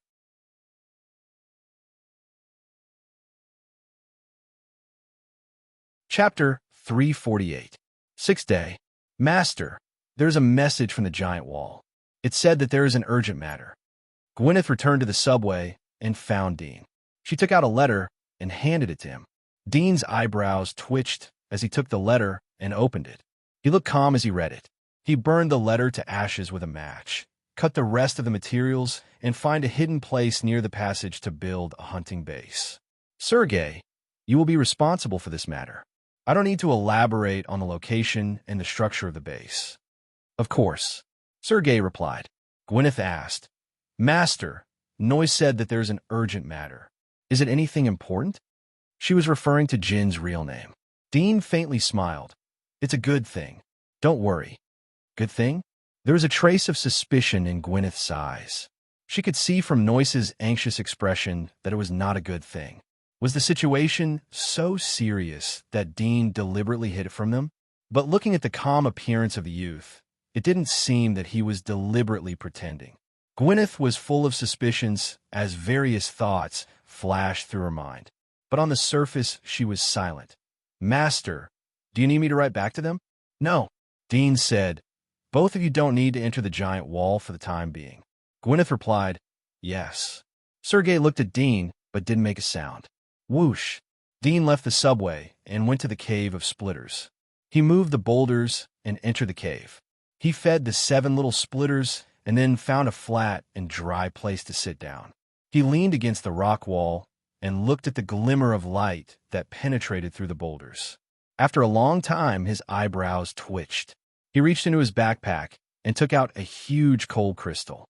It had a blue luster and was relatively pure. He stared at it for a moment, and then bit his left hand to hold the cold crystal. Soon, this cold crystal was melted by his blood. It was like a living mucus that drilled into the wound on his finger. It turned into a thin blue line that flowed along his arm and into his body. Wherever it passed, a cold air quickly spread. It was incomparably cold. A moment later, the cold crystal flowed into his body, and his chest felt cold. The next moment, this cold feeling seemed to scatter and quickly flowed to every part of his body, causing him to shiver slightly.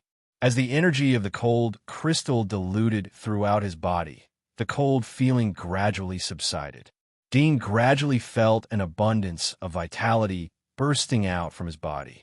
His eyes seemed to be much brighter. It was as if the air had been washed by heavy rain. It seems that I can continue to improve my physique. Dean looked at his left hand, but I can't continue to absorb anymore. Otherwise, my left hand is likely to freeze again. The damage is too great. I should be able to adapt by absorbing one a day. He put down his sleeves and looked at the 7 little splitters on the ground.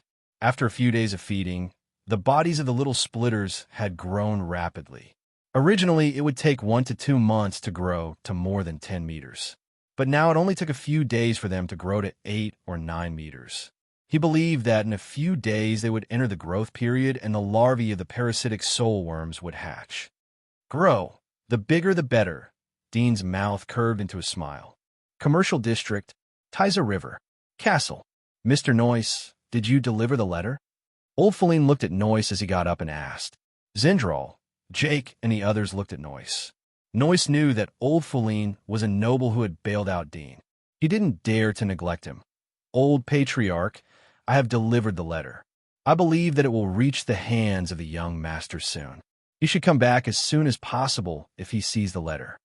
Old Feline was relieved. Zindral, Jake, and the others were also relieved as they sat back in their chairs. I hope he will come back as soon as possible. Old Feline sighed. Noyce said, I have sent people to wait at the exit. If there is any news, they will report back. That's good. Thank you for your hard work. Old Feline nodded. At this time, a brown-haired teenager who was standing on the other side of the castle looked at the clock on the wall. He saw that the time was almost up. He said to Old Feline and others, Patriarch, there will be distinguished guests coming. Do you want them to leave? Old Feline looked at the teenager. Distinguished guest? Yes, our young master's distinguished guest. The teenager nodded. Old Feline looked at Zindral. You go upstairs and be quiet. Yes. Zindral got up and led the way. The rest of the people silently followed. The Ryan family had suffered a great disaster.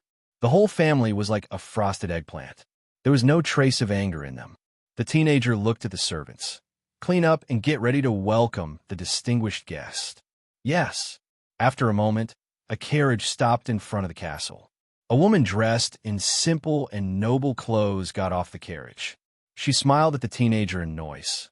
I heard that Mr. Dean is free today. Why did you inform me to come over to talk about the cooperation of Lightning Rod? The youth smiled. Hello, Miss Rosie. I'm Crone, Mr. Dean's butler. This is our knight, Captain Noyce.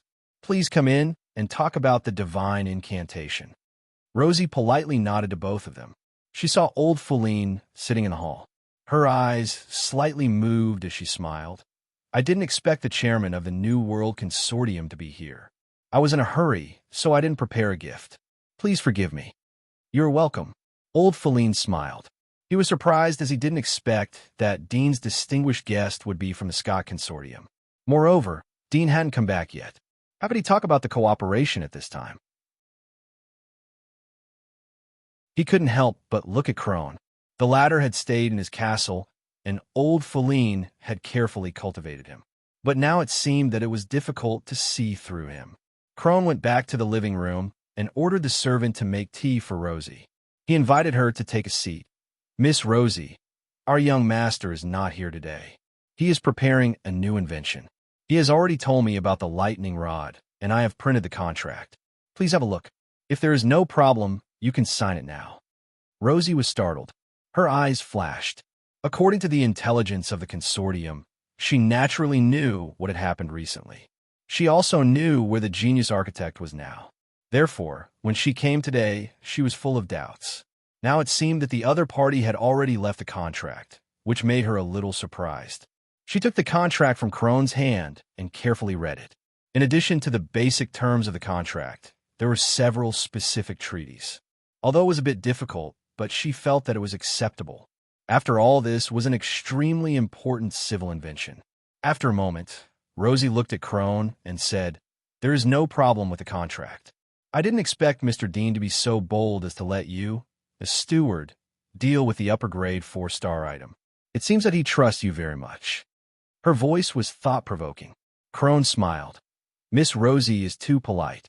Young master has always trusted us. If you think there are no problems with the contract, then please sign it.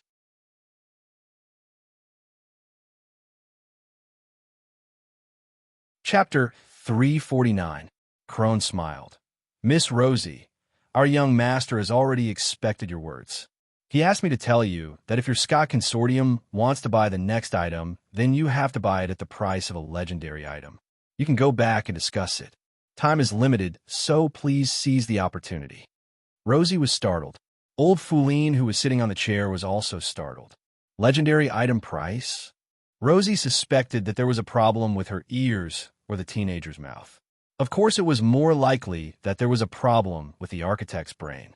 Although Dean's prices were getting more and more outrageous, but she was mentally prepared.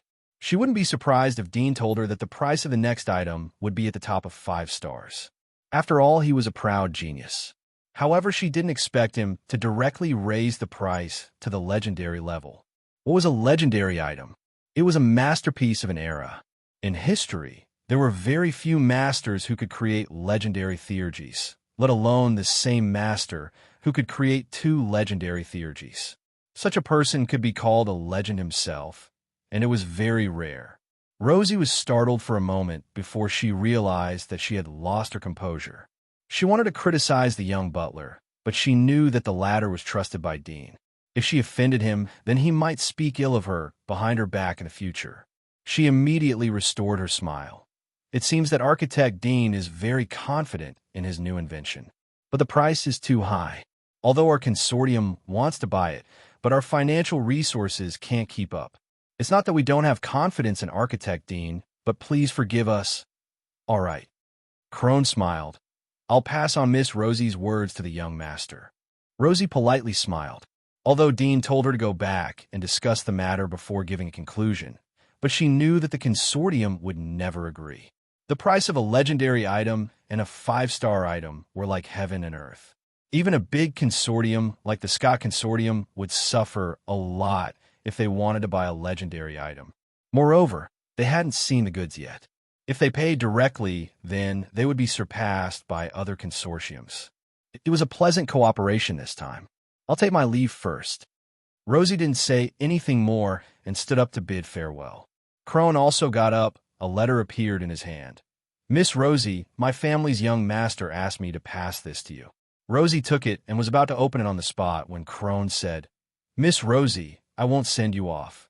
Hearing this, Rosie looked up at him, put away the thought of unraveling it, nodded, and walked out of the living room. Crone and Noyce saw her off. After Rosie left, the two returned to the living room. Old Feline looked at Crone. "Isn't Dean outside the giant wall? Has the new invention been produced?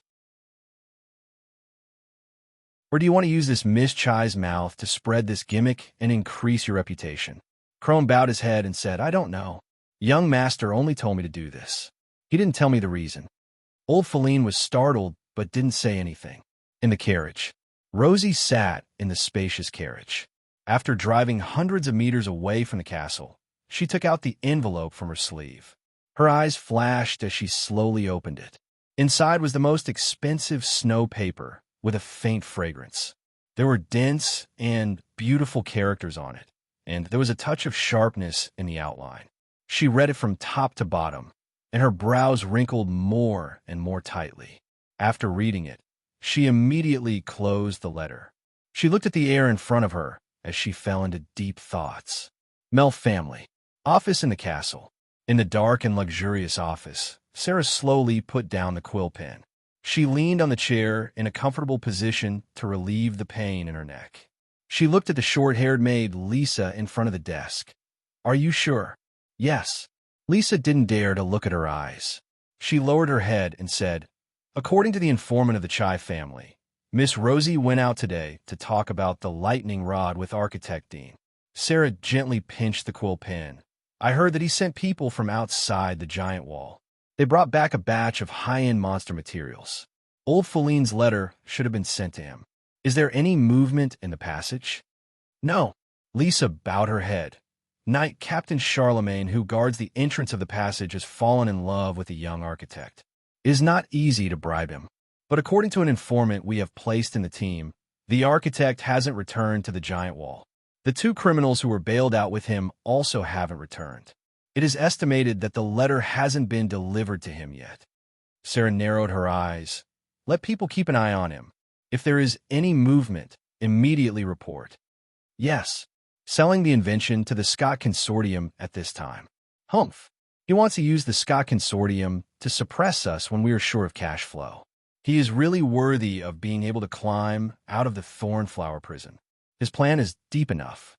He has prepared everything before he left the giant wall. However, we can't destroy the Scott Consortium in a short time. It's easy for us to destroy the New World Consortium. He ran out of the giant wall during this sensitive period. It's tantamount to giving his back to us. If we don't give him a knife or two, then we will be sorry for him. Miss, the newspaper has prepared the article. We will publish it when the barbarians attack.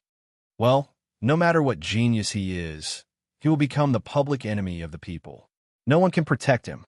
Outside the giant wall. Splitter's Cave. 2 days passed in the blink of an eye. It was the 8th day since he came to the giant wall. 7 huge shadows were swaying on the ground. They rolled from time to time. They were the 7 little splitters. However, they were no longer little. After 8 days of nourishment from the flesh and blood of the great splitter, their body had skyrocketed. Due to their incomplete body, their need for food was greater. However, Dean had smeared lime powder on the incomplete parts of their body. It was difficult for them to grow back. Their size had increased rapidly. Fortunately, the cave was big enough. Otherwise, it wouldn't be able to accommodate these 7 giants. Dean leaned against the rock wall. He estimated the time. 8 days had passed. Presumably, it was time to go back. He turned his head to look at the 7 splitters. Yesterday, they had already reached the size of a splitter, but he didn't kill them immediately. Instead, he continued to raise them. In any case, the flesh of these splitters would rot here even if he didn't eat them. Moreover, he still had time, so he was waiting for the moment he needed. Now the right moment had come. He grabbed the bow and arrow and went to the deepest part of the cave. He was more than 10 meters away from the splitter. He pulled the bow and aimed at the splitter. It was a non-toxic arrow, but it was also a deadly arrow. Puff!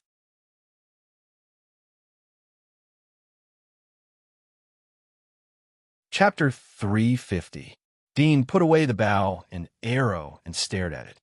After confirming that it was really dead, he quickly approached it, pulled out the dagger, and cut the place where the arrow had penetrated. Blood suddenly gushed out, soaking the sand into dark red. He put his palm into the wound and soaked it in Splitter's body, waiting for the parasitic soul worm to feel his body temperature and crawl over automatically. Otherwise, he didn't know how long it would take for him to dissect such a huge body and search everywhere. However, he could use such a simple and crude method to collect the parasitic soul worm, mainly relying on his Defiler magic mark. The hidden ability of the Defiler magic mark was revealed when he was still a junior hunter, and that was the extraordinary immunity to most viruses. Even if he was bitten by an undead or soaked in the blood of other monsters, he would not be infected. This was difficult for other hunters. Even senior hunters were no exception. The boiling blood of the monster was sticky and slippery. Dean slightly frowned, quietly waiting, but his heart was a little nervous. Time passed minute by minute. 5 or 6 minutes later, Dean suddenly felt a slight numbness on the back of his hand, as if he'd been stabbed by something. At the same time, there was a soft, horny, tentacle-like object passing through the back of his hand, drilling along the back of his hand, sending bursts of tearing pain. Dean quickly retracted his hand and suddenly saw a horrifying scene. There was a dark red worm lying on the back of his hand, with very small needle-like tentacles at the front. It was relatively hard, and it was cutting the surface skin of the back of his hand, drilling into it. Below the seemingly round body, there was a row of very short, pointed feet, helping it to crawl into the back of his hand. Such a disgusting scene made his scalp tingle. His body's instinctive reaction was to shake off the insect, but he endured it. At the same time, his heart was relieved. Although this insect was a little small, its appearance was similar to the parasitic soul worm he had seen in the Great Splitter's body. It was just that he was too far away to see it clearly, but now he could clearly see the structure of its body. It was a bit like a fleshy centipede, but its legs were shorter and thinner than a centipede's. Hiding under its body, it looked like it was naked. Splitter's parasitic soul worm. Dean took a deep breath, raised his right hand, and stared at the parasitic soul worm that kept drilling into the back of his hand. Such a strange scene made his eyelids twitch slightly, but when he thought of the great power the latter could bring, he endured the nausea. He pursed his lips, didn't say a word, and watched the whole body of the parasitic soul worm drill into the back of his hand. As it drilled into the back of his hand, the wound on the back of his hand did not bleed, and the wound seemed to heal quickly. But the back of his hand was protruding in the shape of a worm, twisting and crawling rapidly along his arm. Dean's face was ugly. He raised his arm, watching the worm and the protruding skin quickly crawling toward him, as if it wanted to enter his brain along his shoulder. Such an illusion made his heart suddenly shiver, and he hurriedly grabbed his throat with both hands, tightly squeezing it. At the same time, he paid attention to the movement of the little worm. He saw it crawling to his right shoulder, straight up along the shoulder collarbone. Although he could not see it from this angle, he could feel the feeling of countless thin feet crawling along the collarbone, like a large group of connected ants. This feeling made his hair stand on end, and a large layer of goosebumps arose on his body. Soon, the worm crawled to the throat that was squeezed by his palm, and at the edge of his palm, he could feel the skin below protruding, touching his palm. Dean's face changed. He did not expect that the place this parasitic soul worm wanted to parasitize was his brain. What a joke. He clenched his throat, and the other hand bent and flicked. The protruding skin was flicked, and Dean could feel the disgusting crawling movement through his throat, extending down along his throat, and soon came to his chest. He quickly tore off his shirt, looked down, and suddenly saw a worm in the middle of his chest. The worm wriggled and crawled, but it did not crawl toward the magic mark of the Defiler in the middle of his chest, but turned a corner. The direction it was moving toward seemed to be the heart. Dean's pupils shrank, and his heart was filled with anger. What was going on with this parasitic soul worm? It was not the head, but the heart. Both were the core of his body. Once it was damaged, he would die instantly. This was not parasitism. It was simply taking his life. He raised his hand to block the protruding skin so that the parasitic soul worm could not move forward. At the same time, his other hand had quickly pulled out the dagger. His heart was angry, puzzled, and more frightened. If this thing sank into his body, it would be difficult for him to catch it. He even regretted why he let this thing drill into his body. Or was it that the way he replaced the magic mark was wrong? He was ready. Once this thing sneaked under the skin, he would immediately stab it. Even if he was seriously injured, he had to kill it. After he blocked the way with his palm, the parasitic soul worm hidden under the skin suddenly crawled along the edge of his palm. Dean immediately moved his palm, and wherever it went, his palm intercepted it. After repeating this for a few minutes, the parasitic soul worm under the skin seemed to understand that it was futile to continue. It slowly changed its direction, crawled toward the magic mark of the defiler in the middle of his chest, and slowly sank. Dean was relieved when he saw this, but he had some doubts. Why didn't the parasitic soul worm go to the magic mark of the defiler in the beginning? Instead, it went straight to the two most fatal places on his body, as if it knew in advance that these two places were his vital points. Was it a characteristic of the parasitic soul worm itself? Or was the physical difference between him and the defiler too big? Or was this parasitic soul worm also aggressive? His face was uncertain. He stared at the magic mark of the defiler on his chest. He saw that the red blood vessels of the defiler's magic mark quickly shriveled after the parasitic soul worm crawled over. It didn't take long for the shriveled skin of the red blood vessels to slowly bulge again, but the color was not red, but dark black.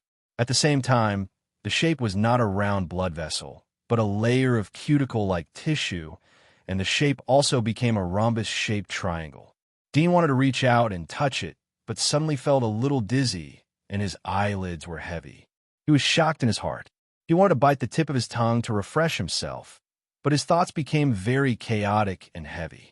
Before he could bite the tip of his tongue, his whole body was weak, and he couldn't hold up his eyelids. His eyes turned black, and he fainted. In the darkness, Tom was in a trance. Dean woke up abruptly. He turned over and sat up from the ground. He hurriedly looked around and saw that the 6 splitters were still lying on the other side of the cave. He was relieved, but soon he was stunned because he found that the bodies of the 6 splitters were emitting fiery red heat, as if there was magma flowing in their bodies, emitting a huge amount of heat. How could the heat be seen?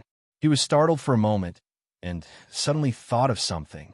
He looked down and saw that the blood vessels of the defiler's magic mark on his chest had been replaced by a long black, but protruding rhombus-shaped magic mark.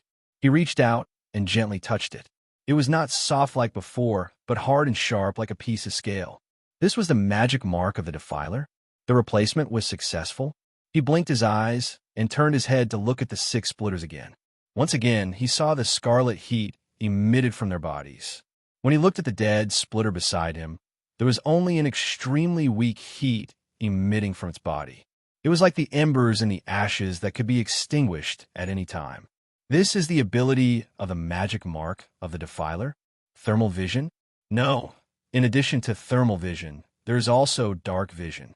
Wait, does it mean that my magic mark of the defiler is still there? Dean's heart jumped. Dark vision was one of the signature abilities of the defiler's magic mark. He looked around and found the dagger that he was previously holding. He immediately used his nails to cut the hilt. The hilt of the dagger was intact without any scratches. Dean was startled. There was some disappointment in his eyes as he smiled bitterly. It seemed that he had thought too much. The dark vision should be one of the abilities of the magic mark of the splitter. Moreover, the dark vision also had thermal tracking ability. No wonder the splitter was able to find the magic claw crocodile that was hiding in the swamp. This is a good tracking ability. It can basically observe all the lurking monsters in the surroundings. Even the cold-blooded creatures are no exception. The cold-blooded creatures also have body temperature, especially the heart. Dean was happy in his heart. His visual organization had been greatly improved.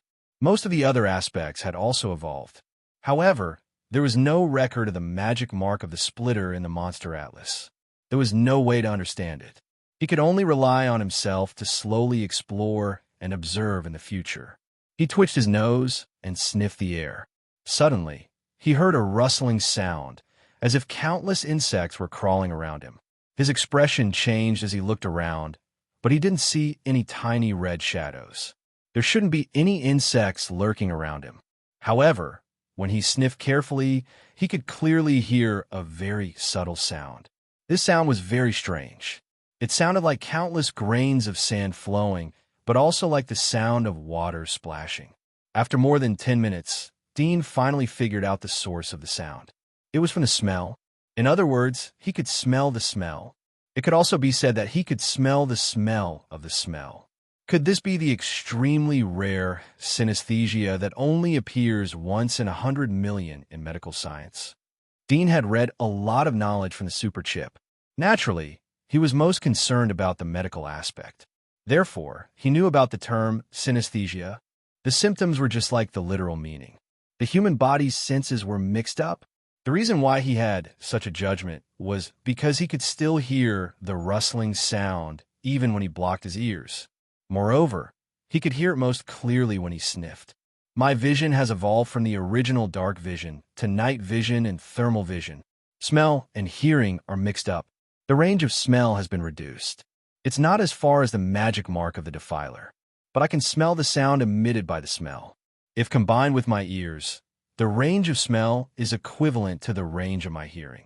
It seems that my perception ability will reach the extreme within my hearing range. Basically, no monster can hide from me.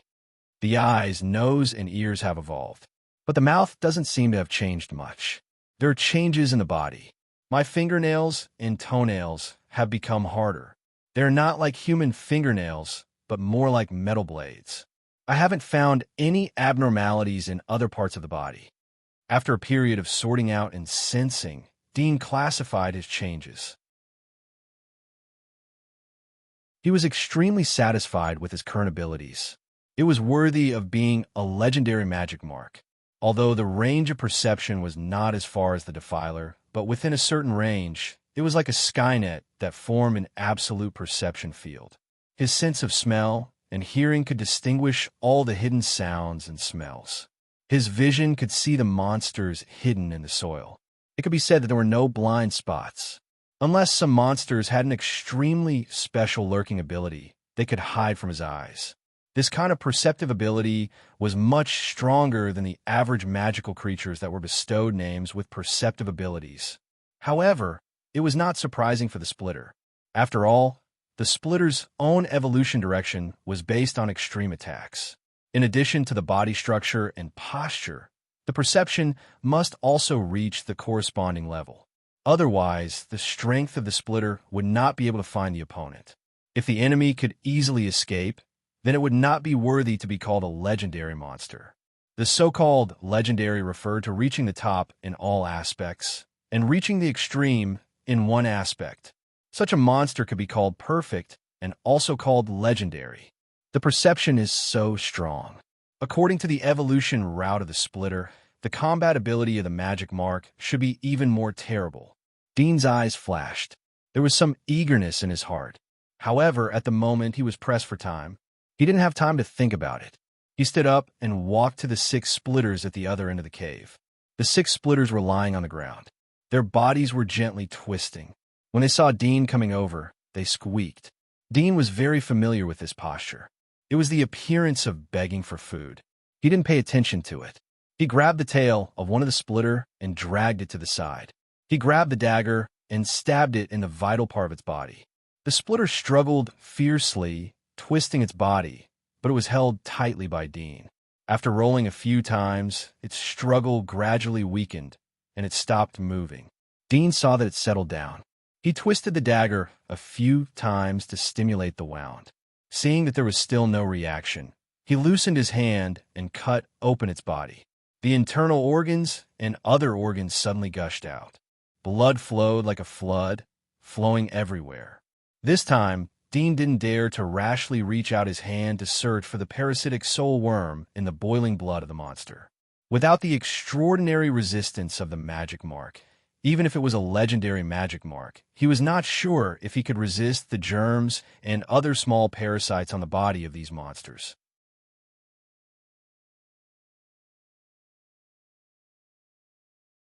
Chapter 351.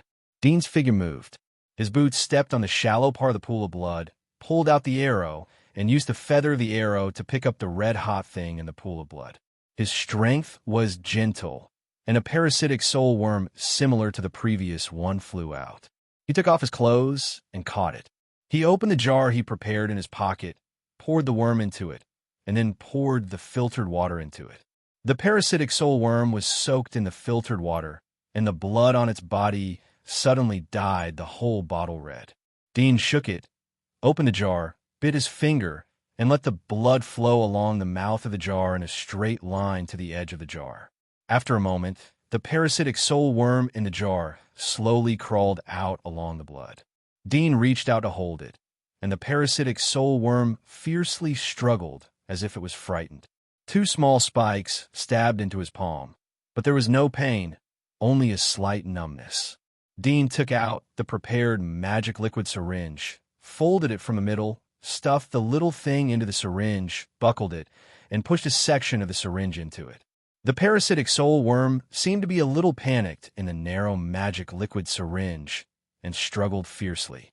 Dean pushed the metal handle and immediately pushed the parasitic soul worm to the bottom of the syringe. As he increased his strength, the little thing's body was suddenly squeezed and burst open, turning into a pool of mud.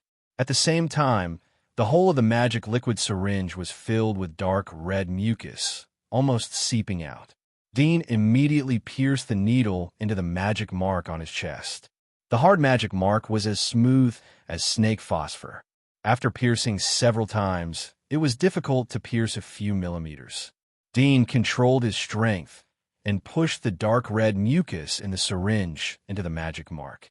The parasitic soul worm in the syringe had long been torn apart, turning into mucus that flowed into the needle and injected into the magic mark. Dean repeatedly pulled the magic liquid syringe several times, completely flattening it into mucus and injecting it into the magic mark. Finally, in the syringe, only the flattened and shriveled skin was left. Dean put away the syringe and wiped the sweat from his forehead. He felt the changes in the magic marks on his chest. There was a feeling of saturation. His whole body seemed to be full of strength.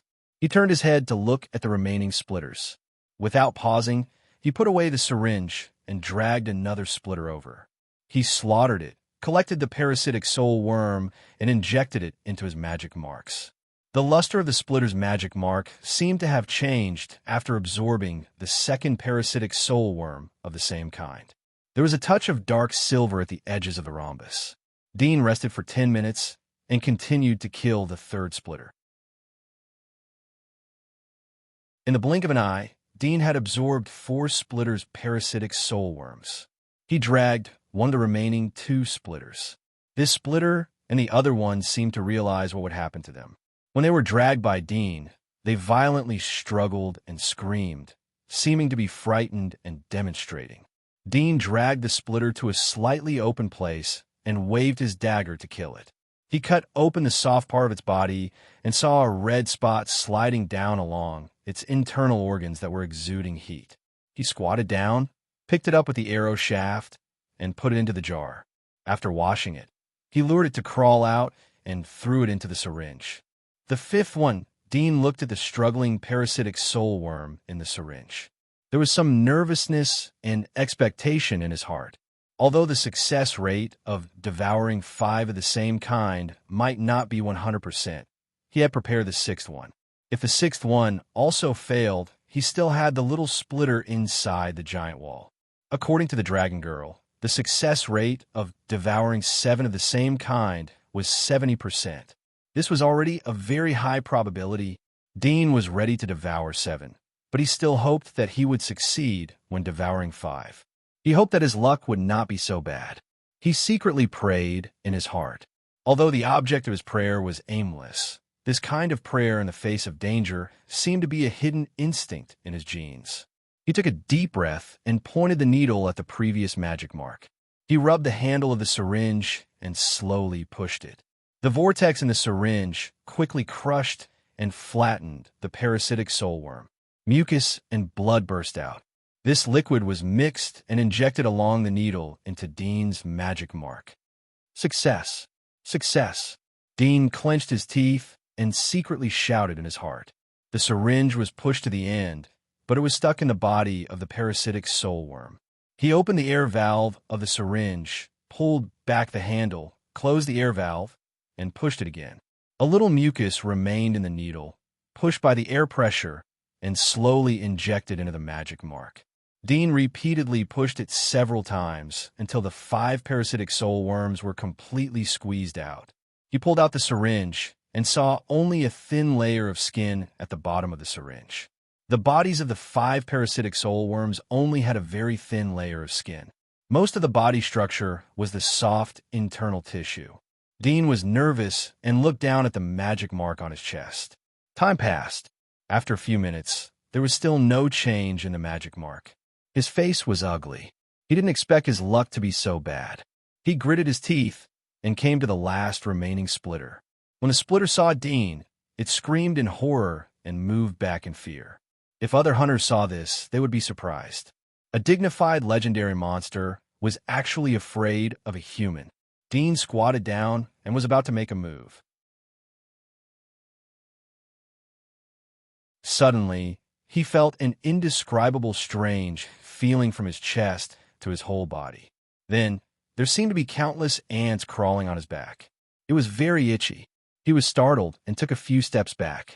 After he was far away from the splitter, he turned his head and suddenly saw a frightening scene.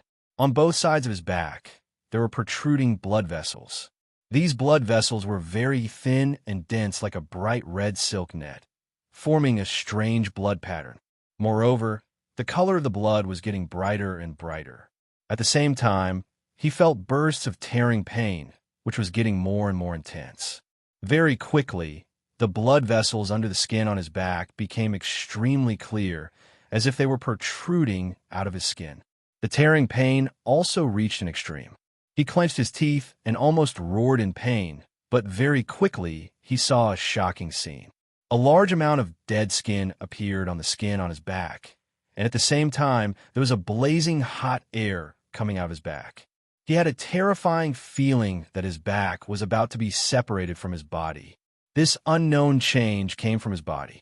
Even with his temperament, he still felt a trace of fear, and it even made him forget about the pain. Soon, he saw the source of this terrifying change. He saw the dead skin on his back crack and fall off, and suddenly, a transparent light lit up on his back. A breeze blew. Time seemed to be frozen. The transparent thin wings unfurled from his back, stirring up a breeze that hit his face, causing him to be completely stunned. Wings? I actually have wings? He was stunned for a long time before he recovered. He suspected that he was a little dazzled. He blinked his eyes. The transparent thin wings were still swaying on his back. It was very real. His eyes widened, and his heart was a little stunned. Is this the legendary magic mark deified? He suddenly remembered that the little splitter had stretched out its wings when it was chasing him. Yes, the splitter had wings like an insect.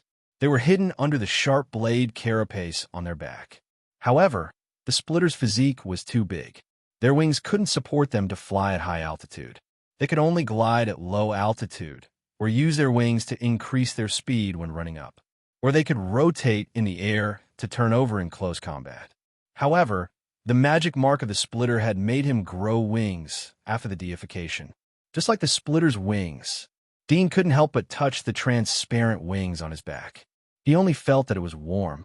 It was different from the wings of an insect. The wings were extremely hard like a thin metal blade. He used his fingers to pinch it. However, it was only slightly deformed. When his fingers loosened, it returned to its original shape. The toughness was amazing. Dean tried to control the transparent wings. He found that there were 2 arms extending from his back. It was a wonderful feeling. He gently flapped the wings. It felt like the palm of his hand was brushing against the breeze. It was carefree and light. He gradually increased the frequency of flapping. Suddenly, a strong wind was generated. His body gently left the ground and floated up. Dean looked down and could see that his toes were dozens of centimeters off the ground. He was excited and excited. He could fly. He could fly by relying on his body. He landed and controlled the wings to move left and right. It was very obedient and natural. He played for a while before he recovered. There was a strange feeling in his heart. He didn't know whether he should be excited or depressed. There was no doubt that the wings were of great help to him. They could help him occupy the air advantage, especially when he was hunting. He could enter an invincible state when he met some land monsters.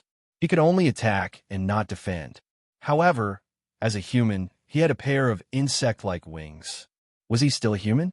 He suddenly felt that while the parasitic soulworm provided him with power, it was also quietly changing his nature. At least, whether it was the definition of human in the old era or the post-disaster era, he did not belong to the category of human. Perhaps, as the nobles said, hunters were all monsters. Indeed, after absorbing the parasitic soulworm, the limbs changed. Some hunters' palms turned into claws, some pupils became red, and some teeth became sharp. These were all non-human characteristics. Moreover, long-term hunting, fighting on the edge of life and death, exposing the mood, and the violent tendency in human nature was greatly stimulated. Coupled with the changed appearance, it seemed that there was no difference from a monster. Thinking of this, he suddenly felt a faint sadness in his heart. Even the excitement he felt when he obtained the wings faded away. He sighed and controlled the wings to retract them. When he looked back at his appearance after the wings were retracted, he suddenly saw that there were still countless blood vessels on his back, like countless blood vessels. He was startled. He controlled the wings to lift up. Looking through the gap, he could still see the blood vessels. These blood vessels extended from his back to his waist and his nape. He lowered his head and raised his arm. He looked from his armpit to his waist. He found that his armpit and waist were also covered with blood vessels. Moreover, he saw these blood vessels on his arms, chest, and legs. He was like a person who was entangled by countless blood vessels. His pupils shrank and his heart was aghast. Although there was no mirror in the darkness, but he could imagine his appearance after being entangled by the blood vessels. He could also imagine how ugly his face would be at the moment. If he went back with this appearance, it was estimated that it would be extremely difficult to step into the Temple of Elements. The fame that he had accumulated in the past, as well as the many tagged images that he had, would also collapse. He would only be evaluated with one word: monster. Especially under the influence of other hostile consortia, this word would be imprinted in everyone's mind. Dean clenched his teeth and clenched his fists. He saw that the blood vessels on his fists were pressed down because of the clenching of his fists. The blood flow suddenly slowed down. His heart was angry. He turned to look at the softly growling splitter. Suddenly, the anger on his face disappeared. He saw that the splitter's body was also entangled by countless blood vessels. However, these blood vessels were several times thicker than his. He could even see the blood flowing in some of the thicker blood vessels. Dean was startled for a moment. He thought of a possibility. He turned to look at the splitter that he had just killed. The latter's body was also entangled by blood vessels, but the color was lighter. Seeing this scene, he immediately heaved a sigh of relief and smiled bitterly. He liked the scheme, but in the end, he was scared by himself. His body didn't change much, but his eyes changed. His eyes seemed to have evolved again after the magic marks were divinized. In addition to the previous dark vision and thermal vision, his thermal vision seemed to have gone a step further. He could even see the blood vessels in the body. This should belong to the light X-ray ability. I didn't expect that the effect of the divinization would not only stimulate the wings, but also cause changes in the eyeballs. Dean looked down again. He could still see the dense blood vessels. These blood vessels were extremely smooth. He could also see his heart in his chest. It was incomparably bright red and was beating. Every time it beat, the blood that flowed back to the heart would be stimulated to all parts of the body. Dean was relieved. Previously, when he stimulated the wings, he thought that there would be changes in his body. He was scared. Sure enough, his mind wasn't calm and calm enough. He gently sniffed to check other aspects of the ability.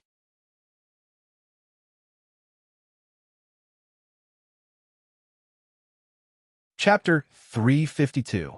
Dean cleaned up the things on the ground and put on his hunter armor. Now that he didn't have the extraordinary resistance of the magic mark, the radiation and the rain outside the giant wall, as well as the germs contained in the rotten corpses of the monsters, would cause damage to his body. As for whether the magic mark of the splitter could improve his resistance or not, he would have to go back to the giant wall to test it out. Squeak! The splitter, who was lying in the corner of the cave, saw Dean's movement. It screamed in horror and shrank its body. Dean looked at it and whispered, "Don't be afraid. You survived." Now that the magic mark of the splitter had been deified, there was no need to kill the splitter for the time being. He would either sell the parasitic soul worm in its body or leave it to someone he could absolutely trust. At present, he didn't have any plans for either of these things, so he could only put it aside for the time being. Dean moved away the boulder at the exit of the cave and went out. He felt a breath of fresh air blowing on his face. He turned back to block the cave. The corpses of the monsters in the cave would be enough for the splitter to eat for a month. It was estimated that some monsters would migrate here, since there was no activity of the splitter in the vicinity. But it would be difficult for these monsters to attack the splitter in the cave. The first reason was that they wouldn't dare to attack the splitter. The second reason was that the splitter had reached the growth stage. It was a level 40 hunter. Although he had cut off its limbs and it had no claws, but its body was still strong. Coupled with its sharp teeth, it could easily tear most of the monsters. Dean glanced around the cave and saw some small red heat emitting from the grass hundreds of meters away. From the shape, it should be a common low-end monster in the wilderness. It should be a level 1 and 2 earthworm and jungle monster frog. Dean took back his eyes and turned away. Whoosh! Dean was a little surprised. His speed was faster than his imagination. The wind whistled in his ears as if he was flying. His footsteps came to a halt, but his body steadily stopped, not swaying in the slightest. Dean couldn't help but look at his hands and feet. Did it mean that his physique was improved when the magic mark was deified? Had he evolved into a senior hunter? However, he remembered that the Dragon Clan girl had said that the divine magic mark would not improve his physique. Such speed is clearly possessed by a senior hunter. Moreover, only a top senior hunter can achieve this. Dean tried to run again. His steps were very easy, but his body was running forward at a very fast speed. With each step, he could jump 4 or 5 meters high. He could not help but jump with the help of a run-up. Suddenly, he felt like he was flying. He jumped 7 or 8 meters high. This was a leap of 2 floors. Dudian's knees were slightly bent as he landed on the ground. He didn't dare to feel any pain in his feet.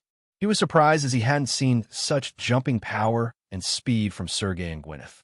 Although their physical activities were greatly affected by the steel nails, but at the moment of crisis both of them were close to their peak speed.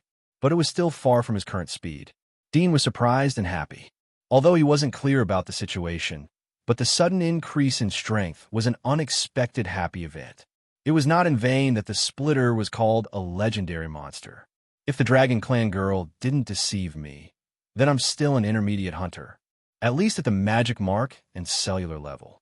The reason why I have such strength is probably because of some changes in some tissues in my body. The muscle groups on my legs and arms, and even all over my body, seem to have increased. Moreover, it's not a simple increase in muscle group. The muscle tissue should have mutated and produced power that is several times more than the original muscle group. Dean secretly speculated in his heart. If he wanted to confirm this speculation, then he only needed to go back to the giant wall and absorb new parasitic soul worms to become a senior hunter. If he could succeed, then it would mean that he was still an intermediate hunter. If he failed, then it would mean that the Dragon Clan girl had deceived him. Dean continued to run after sorting out his thoughts. Whoosh! The scenery in front of him was quickly pulled closer and then easily crossed over. The whistling wind hit his chest. Carefree and free, he smiled. After running for thousands of meters, Dean saw a dark red heat hidden in the ruins of a building overgrown with weeds. From the shape of the heat, it seemed to be a crocodile-like crawling creature. In such a humid environment, Dean suddenly thought of a monster, the jungle monitor lizard. He did not slow down. He ran straight ahead and stopped dozens of meters in front of the building. He saw the giant lizard inside slowly swing its tail, as if it was disturbed by his arrival. Then, it slowly crawled to the gate of the ruined building. The gate was covered with moss and vines, as well as weeds that were more than 10 feet long, standing on the ground. It was completely covered. If there was no thermal vision, it would be hard to imagine that there was a giant lizard monster lurking in the grass, waiting for an opportunity to attack. I'll use you to practice my skills. Dean didn't mean to shake it off directly, nor did he want to pull out the arrow. After all, it was just a level 14 monster. If he was proficient in close combat, he could kill it alone with his previous speed and strength, not to mention his current keen speed. Even if his close combat ability was weak, he was still very confident. He bent down to pick up a stone and threw it. Whoosh! The stone shot into the vines and hit the face of the hidden lizard. But there was still no movement inside. Dean was surprised. He didn't expect this thing to be so tolerant. He bent down to pick up a boulder of 200 or 300 pounds, walked more than 10 meters, and threw it. Bang! As the boulder fell, the giant lizard inside immediately retreated to avoid it. At the same time, it rushed out like a tiger out of its cage, breaking through the weeds and vines, and rushed toward Dean. When it rushed out, Dean was surprised. This was not a jungle monitor, but a swordtail rock crocodile with a similar figure. It was a level 26 hunter. Run. Dean's first thought was to retreat. It must be known that when Glenn hunted the level 26 black weaver, she was in danger. Not to mention, he was only an intermediate hunter and a melee rookie. Whoosh! He turned and ran, his figure like the wind. Bang! Bang! The swordtail rock crocodile chased after him. The ground shook as it ran, but the sound of the vibration was getting farther and farther away. Dean looked back. He didn't expect that in the blink of an eye, he had thrown it hundreds of meters away. He was shocked and stopped. Seeing the swordtail rock crocodile chasing him again, he slowed down and trotted. Although it was a trot, he still ran steadily in front of the ladder, easily controlling the distance between them. After running for thousands of meters, Dean gradually had a feeling of eagerness in his heart. It seemed that this level 26 monster was not as terrible as he had imagined. In other words, with his current physique, fighting it was not impossible. Thinking of this, he immediately slowed down, holding the dagger, turned around and rushed up. Roar! When the swordtail rock crocodile saw the prey it was chasing, it angrily opened its mouth to bite. Dean was already prepared. His body suddenly turned, and he slid to avoid it. In the blink of an eye, the dagger fiercely stabbed at the side of the crocodile's jaw, where the blood vessels were densely packed. With a puff, the dagger pierced through the scales of the side of the crocodile's jaw. The blood vessels that were densely packed together were suddenly cut by the dagger. Dean pulled back and pulled out the dagger at the same time, only to find that the tip of the dagger was bent. Dean was secretly shocked. He hurriedly dodged the swordtail rock crocodile's tail sweep. He didn't know where the courage came from, but he grabbed the scales on its back and turned over to mount it. Roar! The swordtail rock crocodile roared angrily. It twisted its head, wanted to bite back, but could only twist its head to about 90 degrees, unable to bite Dean. On the other hand, Dean's fingernails were tightly gripping the crocodile's back. Like steel nails, they were nailed into its hard gray carapace. The hardness of this carapace was comparable to rock, which was one of the reasons why it was called a rock crocodile. But at this moment, it was nailed inside by Dean's class scales. Dean was violently jolted on the crocodile's body. He raised his fist in anger and fiercely smashed it on the crocodile's head. Bang! With a punch, the violently shaking body of the swordtail rock crocodile knocked its head on the ground. Dean seized the opportunity and quickly punched again. Bang! With another punch, the swordtail rock crocodile's jaw hit the ground again. Seeing this, Dean swung his fist repeatedly. The swordtail rock crocodile was hit by Dean's fist. It twisted its body in pain and finally threw Dean away. After Dean landed on the ground, he pounced again, still full of vigor. At this time, the swordtail rock crocodile seemed to be exhausted and moved a lot slower. Dean waved the blunt tip of the dagger and stabbed it in its eye socket, cutting a big hole. He jumped on its head and stepped on its upper jaw. At the same time, he pulled out the dagger and stretched out 2 fingers to dig into its eye socket, ruthlessly tearing its eye bone. A few minutes later, the swordtail rock crocodile fell into a pool of blood, no longer breathing. Dean sat on it, panting lightly. His heart was somewhat palpitating, but he was more excited. He had actually killed a level 26 monster with his bare hands. This was a task that even some experienced senior hunters would find difficult to accomplish alone. They could only kill it by relying on an ambush trap or a geographical advantage that was favorable to them. But at this moment, he was completely relying on the difference in speed and strength between the two of them, without any external factors. In terms of speed, strength, and reaction speed, my body should be comparable to a top senior hunter. If I had used a bow and arrow before, I could have easily kited to death. Dean was excited. He thought that after getting the magic mark of the splitter, he could go back to the wall and buy other magic marks as nourishment to break through to a senior hunter. In his next plan, his strength was an important part. He didn't expect that after the deification of the magic mark of the splitter, he would have such strength, and there was hope for it to go further. Perhaps, even without the deification of the magic mark of the splitter alone would have such an impact. After all, he hadn't tested these aspects of his body before deification. Looking at the swordtail rock crocodile, Dean stood up and collected the 2 relatively long and protruding molars from its mouth. Compared with the fat in its body and the leather armor on its body, the value of these 2 molars was much smaller. But for hunters like them, the value of these 2 molars was higher than gold. They could be forged into extremely sharp daggers or daggers. Dean washed the molars with the remaining filtered water and put them into his pocket. He turned around and left. As for the remaining leather armor and claws, he was too lazy to collect them. The price of selling them was high for ordinary hunters, but it was not worth mentioning for him. Whoosh! After more than 10 minutes, Dean returned to the subway.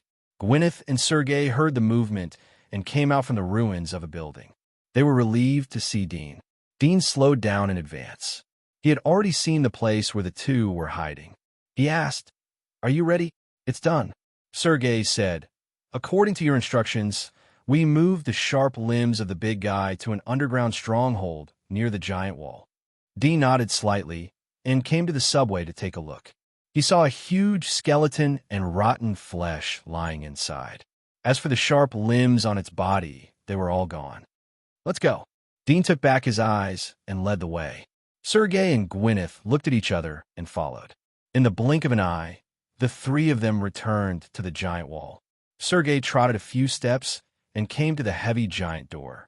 He was too lazy to listen to Dudien's orders, but he heard Dudien's voice as he was about to pull the giant door. "Wait." Sergei's eyebrows rose as he looked at him. "What?" "Go back from here." Dean pointed to the giant wall. Sergei turned his head and couldn't help but smile. "Boss, are you joking? Do you think I would joke with you?" Dean looked at him and went to the side. He picked up the suction cup that he had used last time. He wiped off the dew and moisture on it and jumped 7 or 8 meters high. He pressed the suction cup on the giant wall. He didn't stop and climbed up like a gecko. Sergei and Gwyneth's pupils shrunk, and they were stunned. Dean climbed to a height of 400 or 500 meters. Sergei turned to look at Gwyneth. They saw the surprise in each other's eyes. They were surprised by Dean's strange climbing method, but they were even more surprised by the height that Dean had jumped. It didn't take long for Dean to climb to the top of the giant wall. This time he had wings on his back, so he was in a relaxed state of mind. After climbing to the top of the giant wall, he quickly found the launcher and the remaining shark spears, as well as the ropes on the ground. He threw the rope down and signaled Sergei and Gwyneth to pull it. Soon, Both of them were dragged up the giant wall by Dean. Their faces were pale, and they were frightened. Although they had faced more dangerous situations, but they had never experienced such a height. This kind of pressure and fear was like the first time they faced a monster. What did you just climb up? It was like a crawler.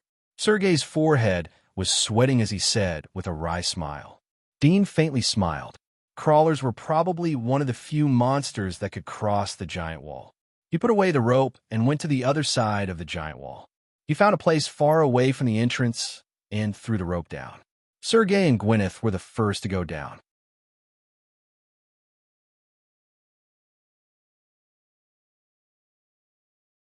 Chapter 353.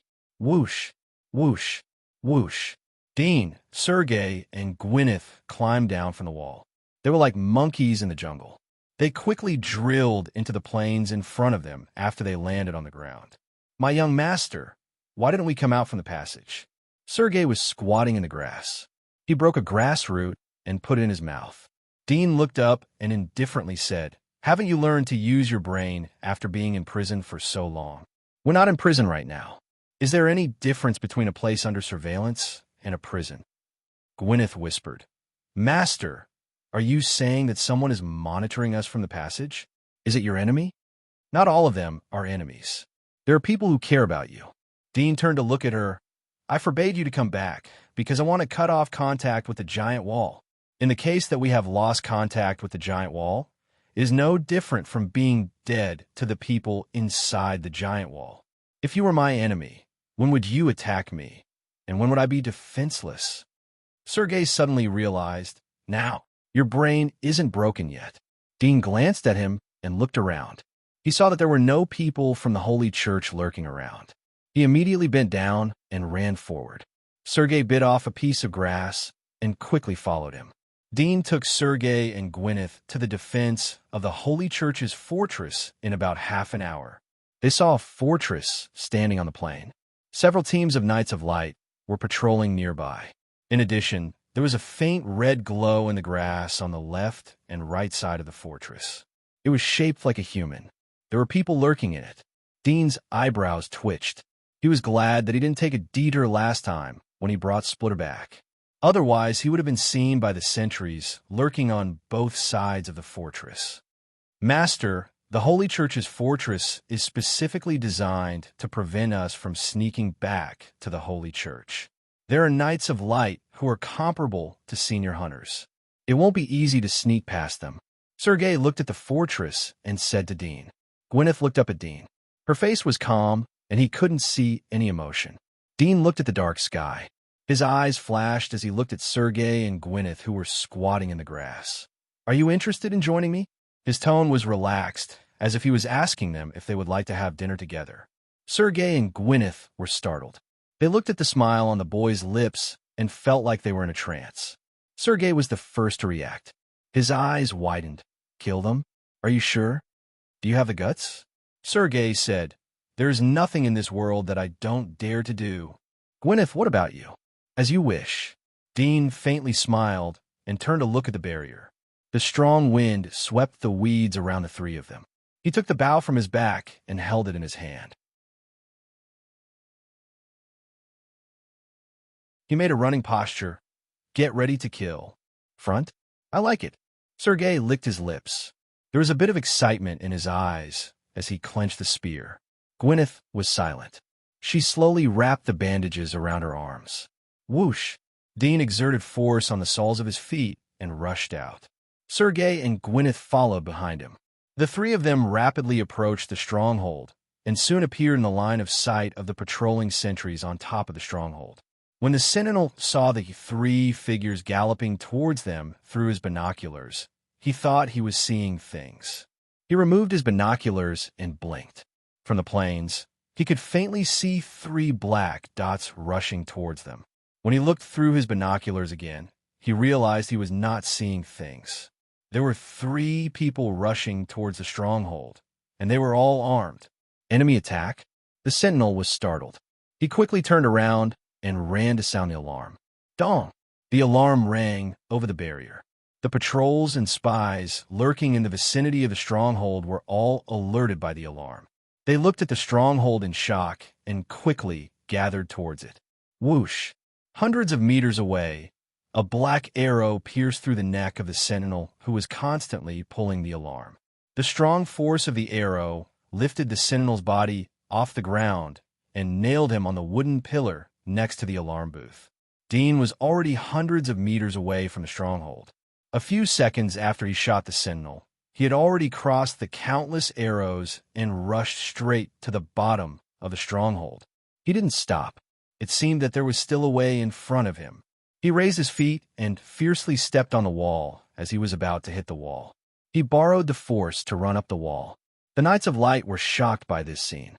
Dean was already 13 or 14 meters away from the wall by the time they reacted. "Shoot the arrows!" The captain of the Knights on the barrier shouted in haste. Dean felt that his strength was not enough. His toes slammed into the ground, and his fingers quickly grabbed the high wall. A few shallow marks were left on the rock wall-like wall under his nails. He used the strength of his nails to grab the wall and jumped up. He rose like a phoenix under the high wall. The Knights of Light on the barrier were stunned, but they quickly reacted and hurriedly shot arrows. Dean waved the bow in his hand to block the arrows. He fell on the edge of the barrier and quickly rushed into the crowd. He put on the bow and grabbed a knight's spear. His arm shook, and he threw the knight who was holding the spear to the back of the barrier. The knight didn't catch the spear and screamed as he fell down. Dean grabbed the spear and waved it. The tip of the spear swept across and cut the throats of several Knights of Light that were surrounding him. Go! Go! Stop him! This person is... Some of the Knights of Light seemed to recognize the amazing enemy.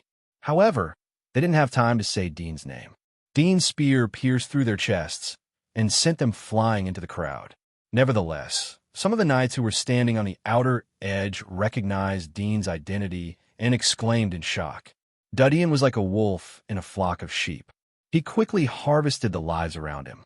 Occasionally warm blood splashed on his face, but he didn't feel it. From time to time, he recalled the scene of Splitter rushing into the stronghold. He also recalled the scene of him killing the evil alchemist in the dark. In the blink of an eye, the passage of the barrier was full of corpses. Sergei and Gwyneth used their weapons to climb down from the high wall under the cover of Dean's absorption of firepower. You are Dean. There was a middle-aged knight who was guarding the barrier. He was in a hurry as he saw Dean's body bathed in blood. He wasn't able to finish his words as he was interrupted by Dean's spear. The knight's face turned cold as he waved his sword to fight with Dean. His face changed as soon as the fight started. The strength of Dean's spear shook the knight so much that he almost couldn't hold his weapon. Dean kept attacking the middle-aged knight's chest with his spear, forcing him to retreat step by step. His close combat ability was naturally inferior to other hunters, but compared to the knight inside the giant wall, the gap was narrowed a lot. At this moment, relying on speed and strength to crush the Knight of Light, who had a physique comparable to a senior hunter, he couldn't fight back. After a few minutes of fighting, both of them had exchanged hundreds of moves. The middle-aged knight's physical strength was gradually exhausted. Dudian's spear pierced through his chest, but didn't directly pierce through his heart. Dudian threw him to the bottom of the barrier. Dean jumped down from the high wall. The height of the wall was only about 20 meters. With his physique, he wouldn't suffer any injuries. The moment he landed, Dean used his spear to stab the middle-aged knight's neck. Architect, no. The middle-aged knight looked at Dean in horror. He waved his hand to resist, but couldn't stop the spear. His neck was pierced. His eyes were wide open as he looked at the direction of the barrier, where Dean was. Dean pulled out the spear and waved it again. He stabbed the chest, heart, hands, and feet a few times. He poked 7 or 8 holes in the body. Then he turned around and left. He relied on his thermal vision to quickly find the fish that had escaped the net and killed them. Sergei and Gwyneth were also covered in blood. They gathered around Dean. Both of them were out of breath. "Young master, are you done?" Sergei looked at the corpses. His face was tired but excited at the same time. Dean nodded. "Make some wounds on all the corpses. It is best to destroy the original wounds." Sergei immediately picked up the weapons on the ground and made up the wounds on the corpses. Gwyneth glanced at Dudian and followed Sergei to finish him off. Dean came to the side of the middle-aged knight. He took out an arrow from the quiver and nailed it into the knight's mouth. He held the knight's finger and slowly wrote 6 words on the sand.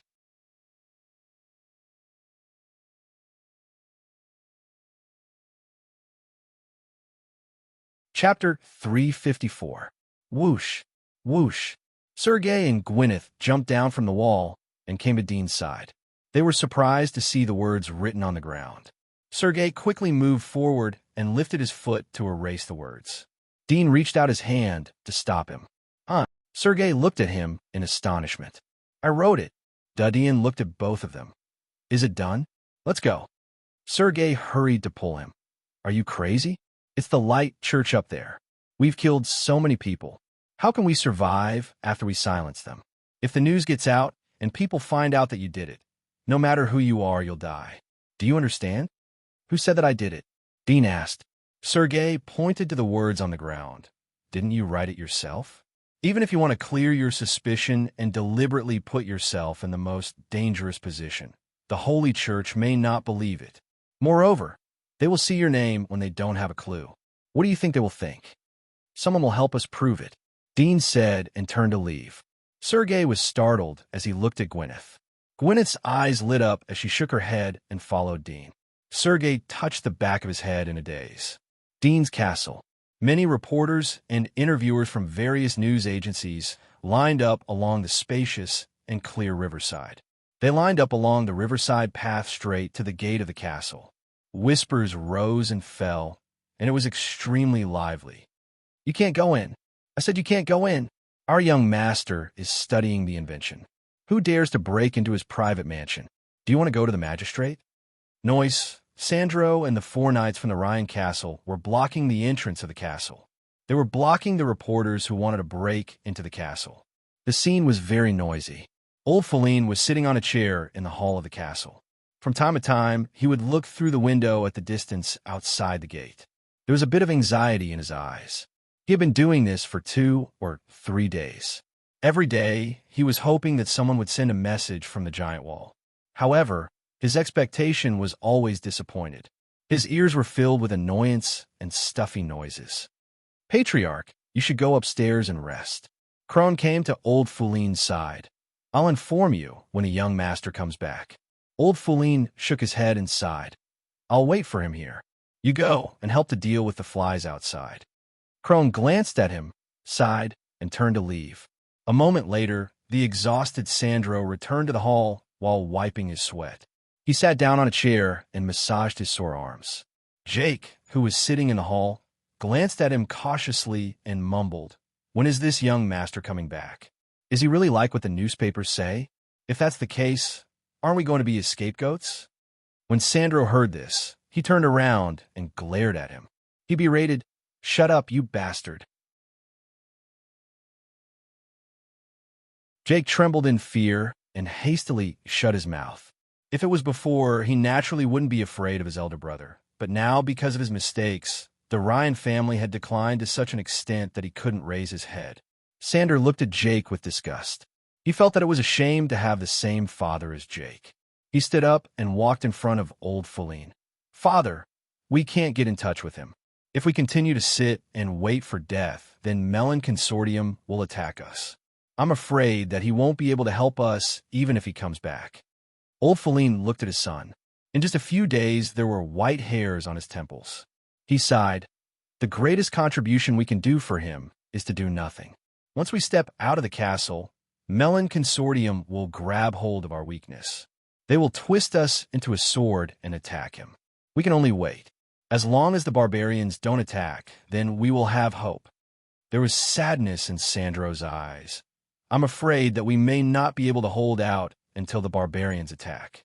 They have already created public opinion in the newspaper that Mr. Dean had secretly sold information to the barbarians. He also used his authority as an architect to sell inventions to the barbarians. So the barbarians were able to break through King King's fortress. How can the civilians know about this? Many of them believe it. Moreover, The military newspaper reported that the barbarians had confessed a lot of secrets. Moreover, the barbarians confessed to Mr. Dean. I believe that Mr. Dean would never do such a thing. It must be a trap set up by the Melon Consortium. Old Feline smiled. Who doesn't know about such tricks? Probably only the good civilians don't know about it. Sandro said, Fortunately, the Scott Consortium and the Holy Church stopped the military from capturing Mr. Dean. Otherwise, they wouldn't be able to find Mr. Dean and the charges would be confirmed. But right now, the Radiant Church and the Scott Financial Group aren't strong enough to stop these rumors. Who knows when the military will send more people over? Let's pray. Old Feline closed his eyes. Melon Consortium. Conference hall. Mark, the patriarch of the Mel family, was sitting at the head of the conference table. Rudolph of the Bourong family was sitting on his right side. This change happened more than a month ago. Now the Mel family had the veto power in the consortium. In other words, they occupied 51% of the shares. It was no longer the same as in the past, where the Bourong family and the rest of the families mixed together to form a three-legged tripod. This was a heavy blow to the Bourong family. In other words, it would be difficult for them to come up with a solution even if they united all the remaining families. The entire Melon Consortium was completely dominated by the Mel family. Mel family held the absolute administrative power. Patriarch Hinson, your daughter has just turned 16 this year. I don't think she can participate in such a meeting at such an age.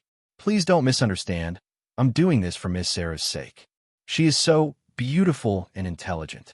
A girl at her age should be in the piano room or listening to the music of the White Swan.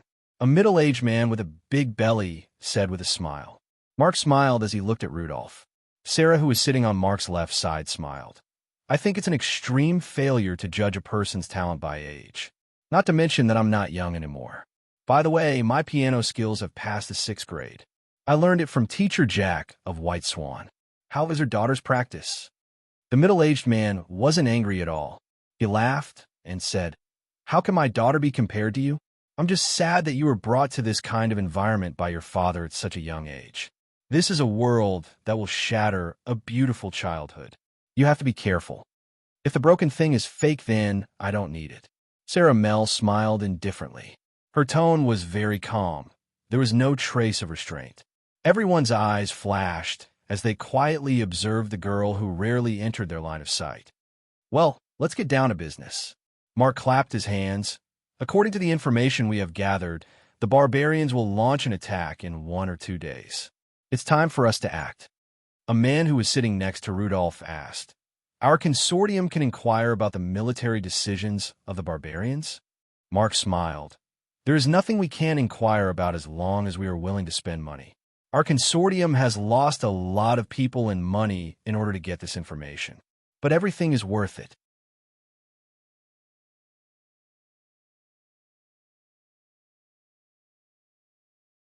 Chapter 355. Please. Mark looked at Rudolph next to him and smiled at the man. The man nodded. Now that the border war is about to erupt, our financial group has poured all of our resources into this war. We've also taken this opportunity to drag down the apostle of the temple who has a bad relationship with our financial group. Everything is going according to plan. However, I heard that after this war is over, our financial group will form an alliance with the Scott Financial Group. Alliance? With Scott Financial Group? The people on both sides of the conference table were a little surprised. They looked at each other, and some of them laughed out loud. Mark frowned. Is it because of my age that I have auditory hallucinations? How can you say such absurd things? I really doubt that you came from the inner wall. The man smiled and said, Patriarch Kinson, you must be joking. I only heard it from others and thought that it was Patriarch Kinson's new strategic deployment. But now it seems like it was nothing. Mark replied, What did you hear? Keep a close eye on people who deliberately spread rumors that are unfavorable to our consortium. I want to see which consortium would spread such stupid rumors. The man said respectfully, Yes, I will do it even if you don't say it. Mount Erdo's in the castle. After the consortium meeting, Rudolph sat in the carriage and went straight back to the castle. He didn't exchange greetings with the other nobles along the way. He took off his coat and gave it to the maid. He took off his hat and threw it into the maid's arms. The maid was so scared that she almost dropped the exquisite hat to the ground. "Master." The butler came up to him. "Miss wants to see you. I don't have time." Rudolph quickly entered the hall and went upstairs. "You're not free, but I am." A figure stepped out from the corner of the second floor and stopped in front of Rudolph. She was wearing a green floral skirt. It was Jenny. Rudolph stared at her for a moment, then turned and walked past her into his office. Jenny immediately followed him into the room. She waited for him to sit down. She threw a newspaper on the desk. "Father, if I'm not wrong, then this newspaper belongs to a news agency under the Melon Consortium. Why? You promised me that as long as I don't see him again, you won't hurt him again. Why?" Rudolph's eyes slowly moved from the newspaper cover to his daughter's face. He looked at her deeply and indifferently said, "There is no reason. The newspaper is very clear." "Father." Jenny bit her lips and said, "Do you think such a fake thing can convince others? He is the most promising person in the Temple of Elements. As long as he is willing, the other 6 consortiums, including our Melon Consortium and other wealthy businessmen, are willing to spend a lot of money to make friends with him. Is he short of money? No shortage. How could he do such a thing?" Rudolph was expressionless. Money doesn't mean power. Maybe he wants revenge? No, impossible. Jenny stared at him. "I know him. He wouldn't do such a stupid thing." Rudolph indifferently said, "Nothing is impossible. He has been in Thornflower Prison for more than 3 years. Who knows what kind of changes have occurred in his mind in such an environment? If you say that he doesn't hate me, will you believe it? Will I believe it?" Hearing this sharp rhetorical question, Jenny was a little absent-minded, but very quickly she focused her gaze and looked at her father seriously. "Hate? He will hate you. He should hate you. You wronged him. But even if he wants to retaliate against us, he won't use such means. How many casualties will it cause? He can't be so cold-blooded. I believe him." Rudolph raised his eyelids and stared at her eyes. After a moment, his eyes slowly fell back to the newspaper. "If he had the status he has today, then I wouldn't object to you being together. I was wrong 3 years ago, but I won't this time. You can't imagine what kind of change a person will have after staying in Thornflower Prison for 3 years. Maybe." Rudolph suddenly became silent as he said the word maybe. He slowly said, "It's useless to tell me about this because I didn't participate in this matter. I believe that he didn't collude with the barbarians, but he is not the ignorant teenager from 3 years ago. Oh no, he wasn't ignorant 3 years ago. He was able to destroy an intermediate hunter's hunting team with the strength of a primary hunter. His cunning is beyond our imagination. You should stay away from him in the future." Jenny was startled. Suddenly, she received a message and her eyes widened. "You weren't involved in this matter? Then, it was planned by that playmate of yours since you were a child." Rudolph looked at her and frowned. "You should know that our family's position in the Melon Consortium is deteriorating. We have offended the architect. Mel family has attacked us in many places. Our shares in the consortium have fallen to less than 30%. The Mel family is the dominant family in the entire Melon Consortium. Today, the Butcherkinson let his daughter attend the meeting room. Although I knew that this little girl was like her grandfather, but I didn't expect her to be more insidious than I had imagined. She has full control over the kid. Even a famous tycoon would lose his fortune and be imprisoned in prison. Humph." Rudolph looked up at her and frowned. "You should know that our family's position in the Melon Consortium is getting worse and worse. Moreover, we have offended the architect who is in the limelight. The Mel family has attacked too many places. Now our shares in the consortium have fallen to less than 30%. Jenny couldn't believe it. "Are you talking about Saya? How could this be? How could Saya enter the meeting hall? Isn't she playing around all day? She doesn't go to parties, concerts, or piano lessons. How could she do all these things?" Rudolph sighed. "It seems that the little girl's mind is higher than I thought. She has learned to disguise herself since childhood." Jenny stared at him. Her mind was buzzing. She was confused. Some pictures flashed through her mind. Suddenly, She woke up and bitterly said, "It turned out to be like this." I felt that she was different from other girls since she was a child. She knew everything. She once said that playing the piano and writing poems were the pursuit of mediocre people. Her ideal was to fill the entire giant wall with wealth and then stand on top of the Golden Tower to look at the scenery outside the giant wall. Rudolph was slightly startled. How old was she when she said that? Jenny replied, "It seems to be when she was 8 years old. That year we talked about each other's dreams." When I heard her words, I thought that she was deliberately exaggerating her joke. Now it seems that what she really loves is not poetry, but what she has now. Rudolph was silent for a moment. He sighed. Her pursuit is very similar to her grandfather. If that old guy George was only 20 years old and energetic, then it is estimated that in 30 years the entire giant wall will be filled with the wealth of the Mel family. But he looked at Jenny with a trace of gentleness in his eyes. Your life is more meaningful compared to them. I am better than them in raising a daughter. Jenny saw the gratification in her father's eyes. She bit her lower lip and whispered, "Father, is what you said true?" "Yes." On the wilderness plain outside the fortress, Dean took Gwyneth and Sergei to move forward quickly. They crossed mountains and ridges. Along the way, they killed the mutated monsters that blocked their way. There were even rotting undeads among them. It seemed that they were explorers who came out of the giant wall to search for materials in the radiation zone. You're tuning in to the Warrior Lore YouTube channel. Don't forget to subscribe and join us on this journey to catch the most captivating stories.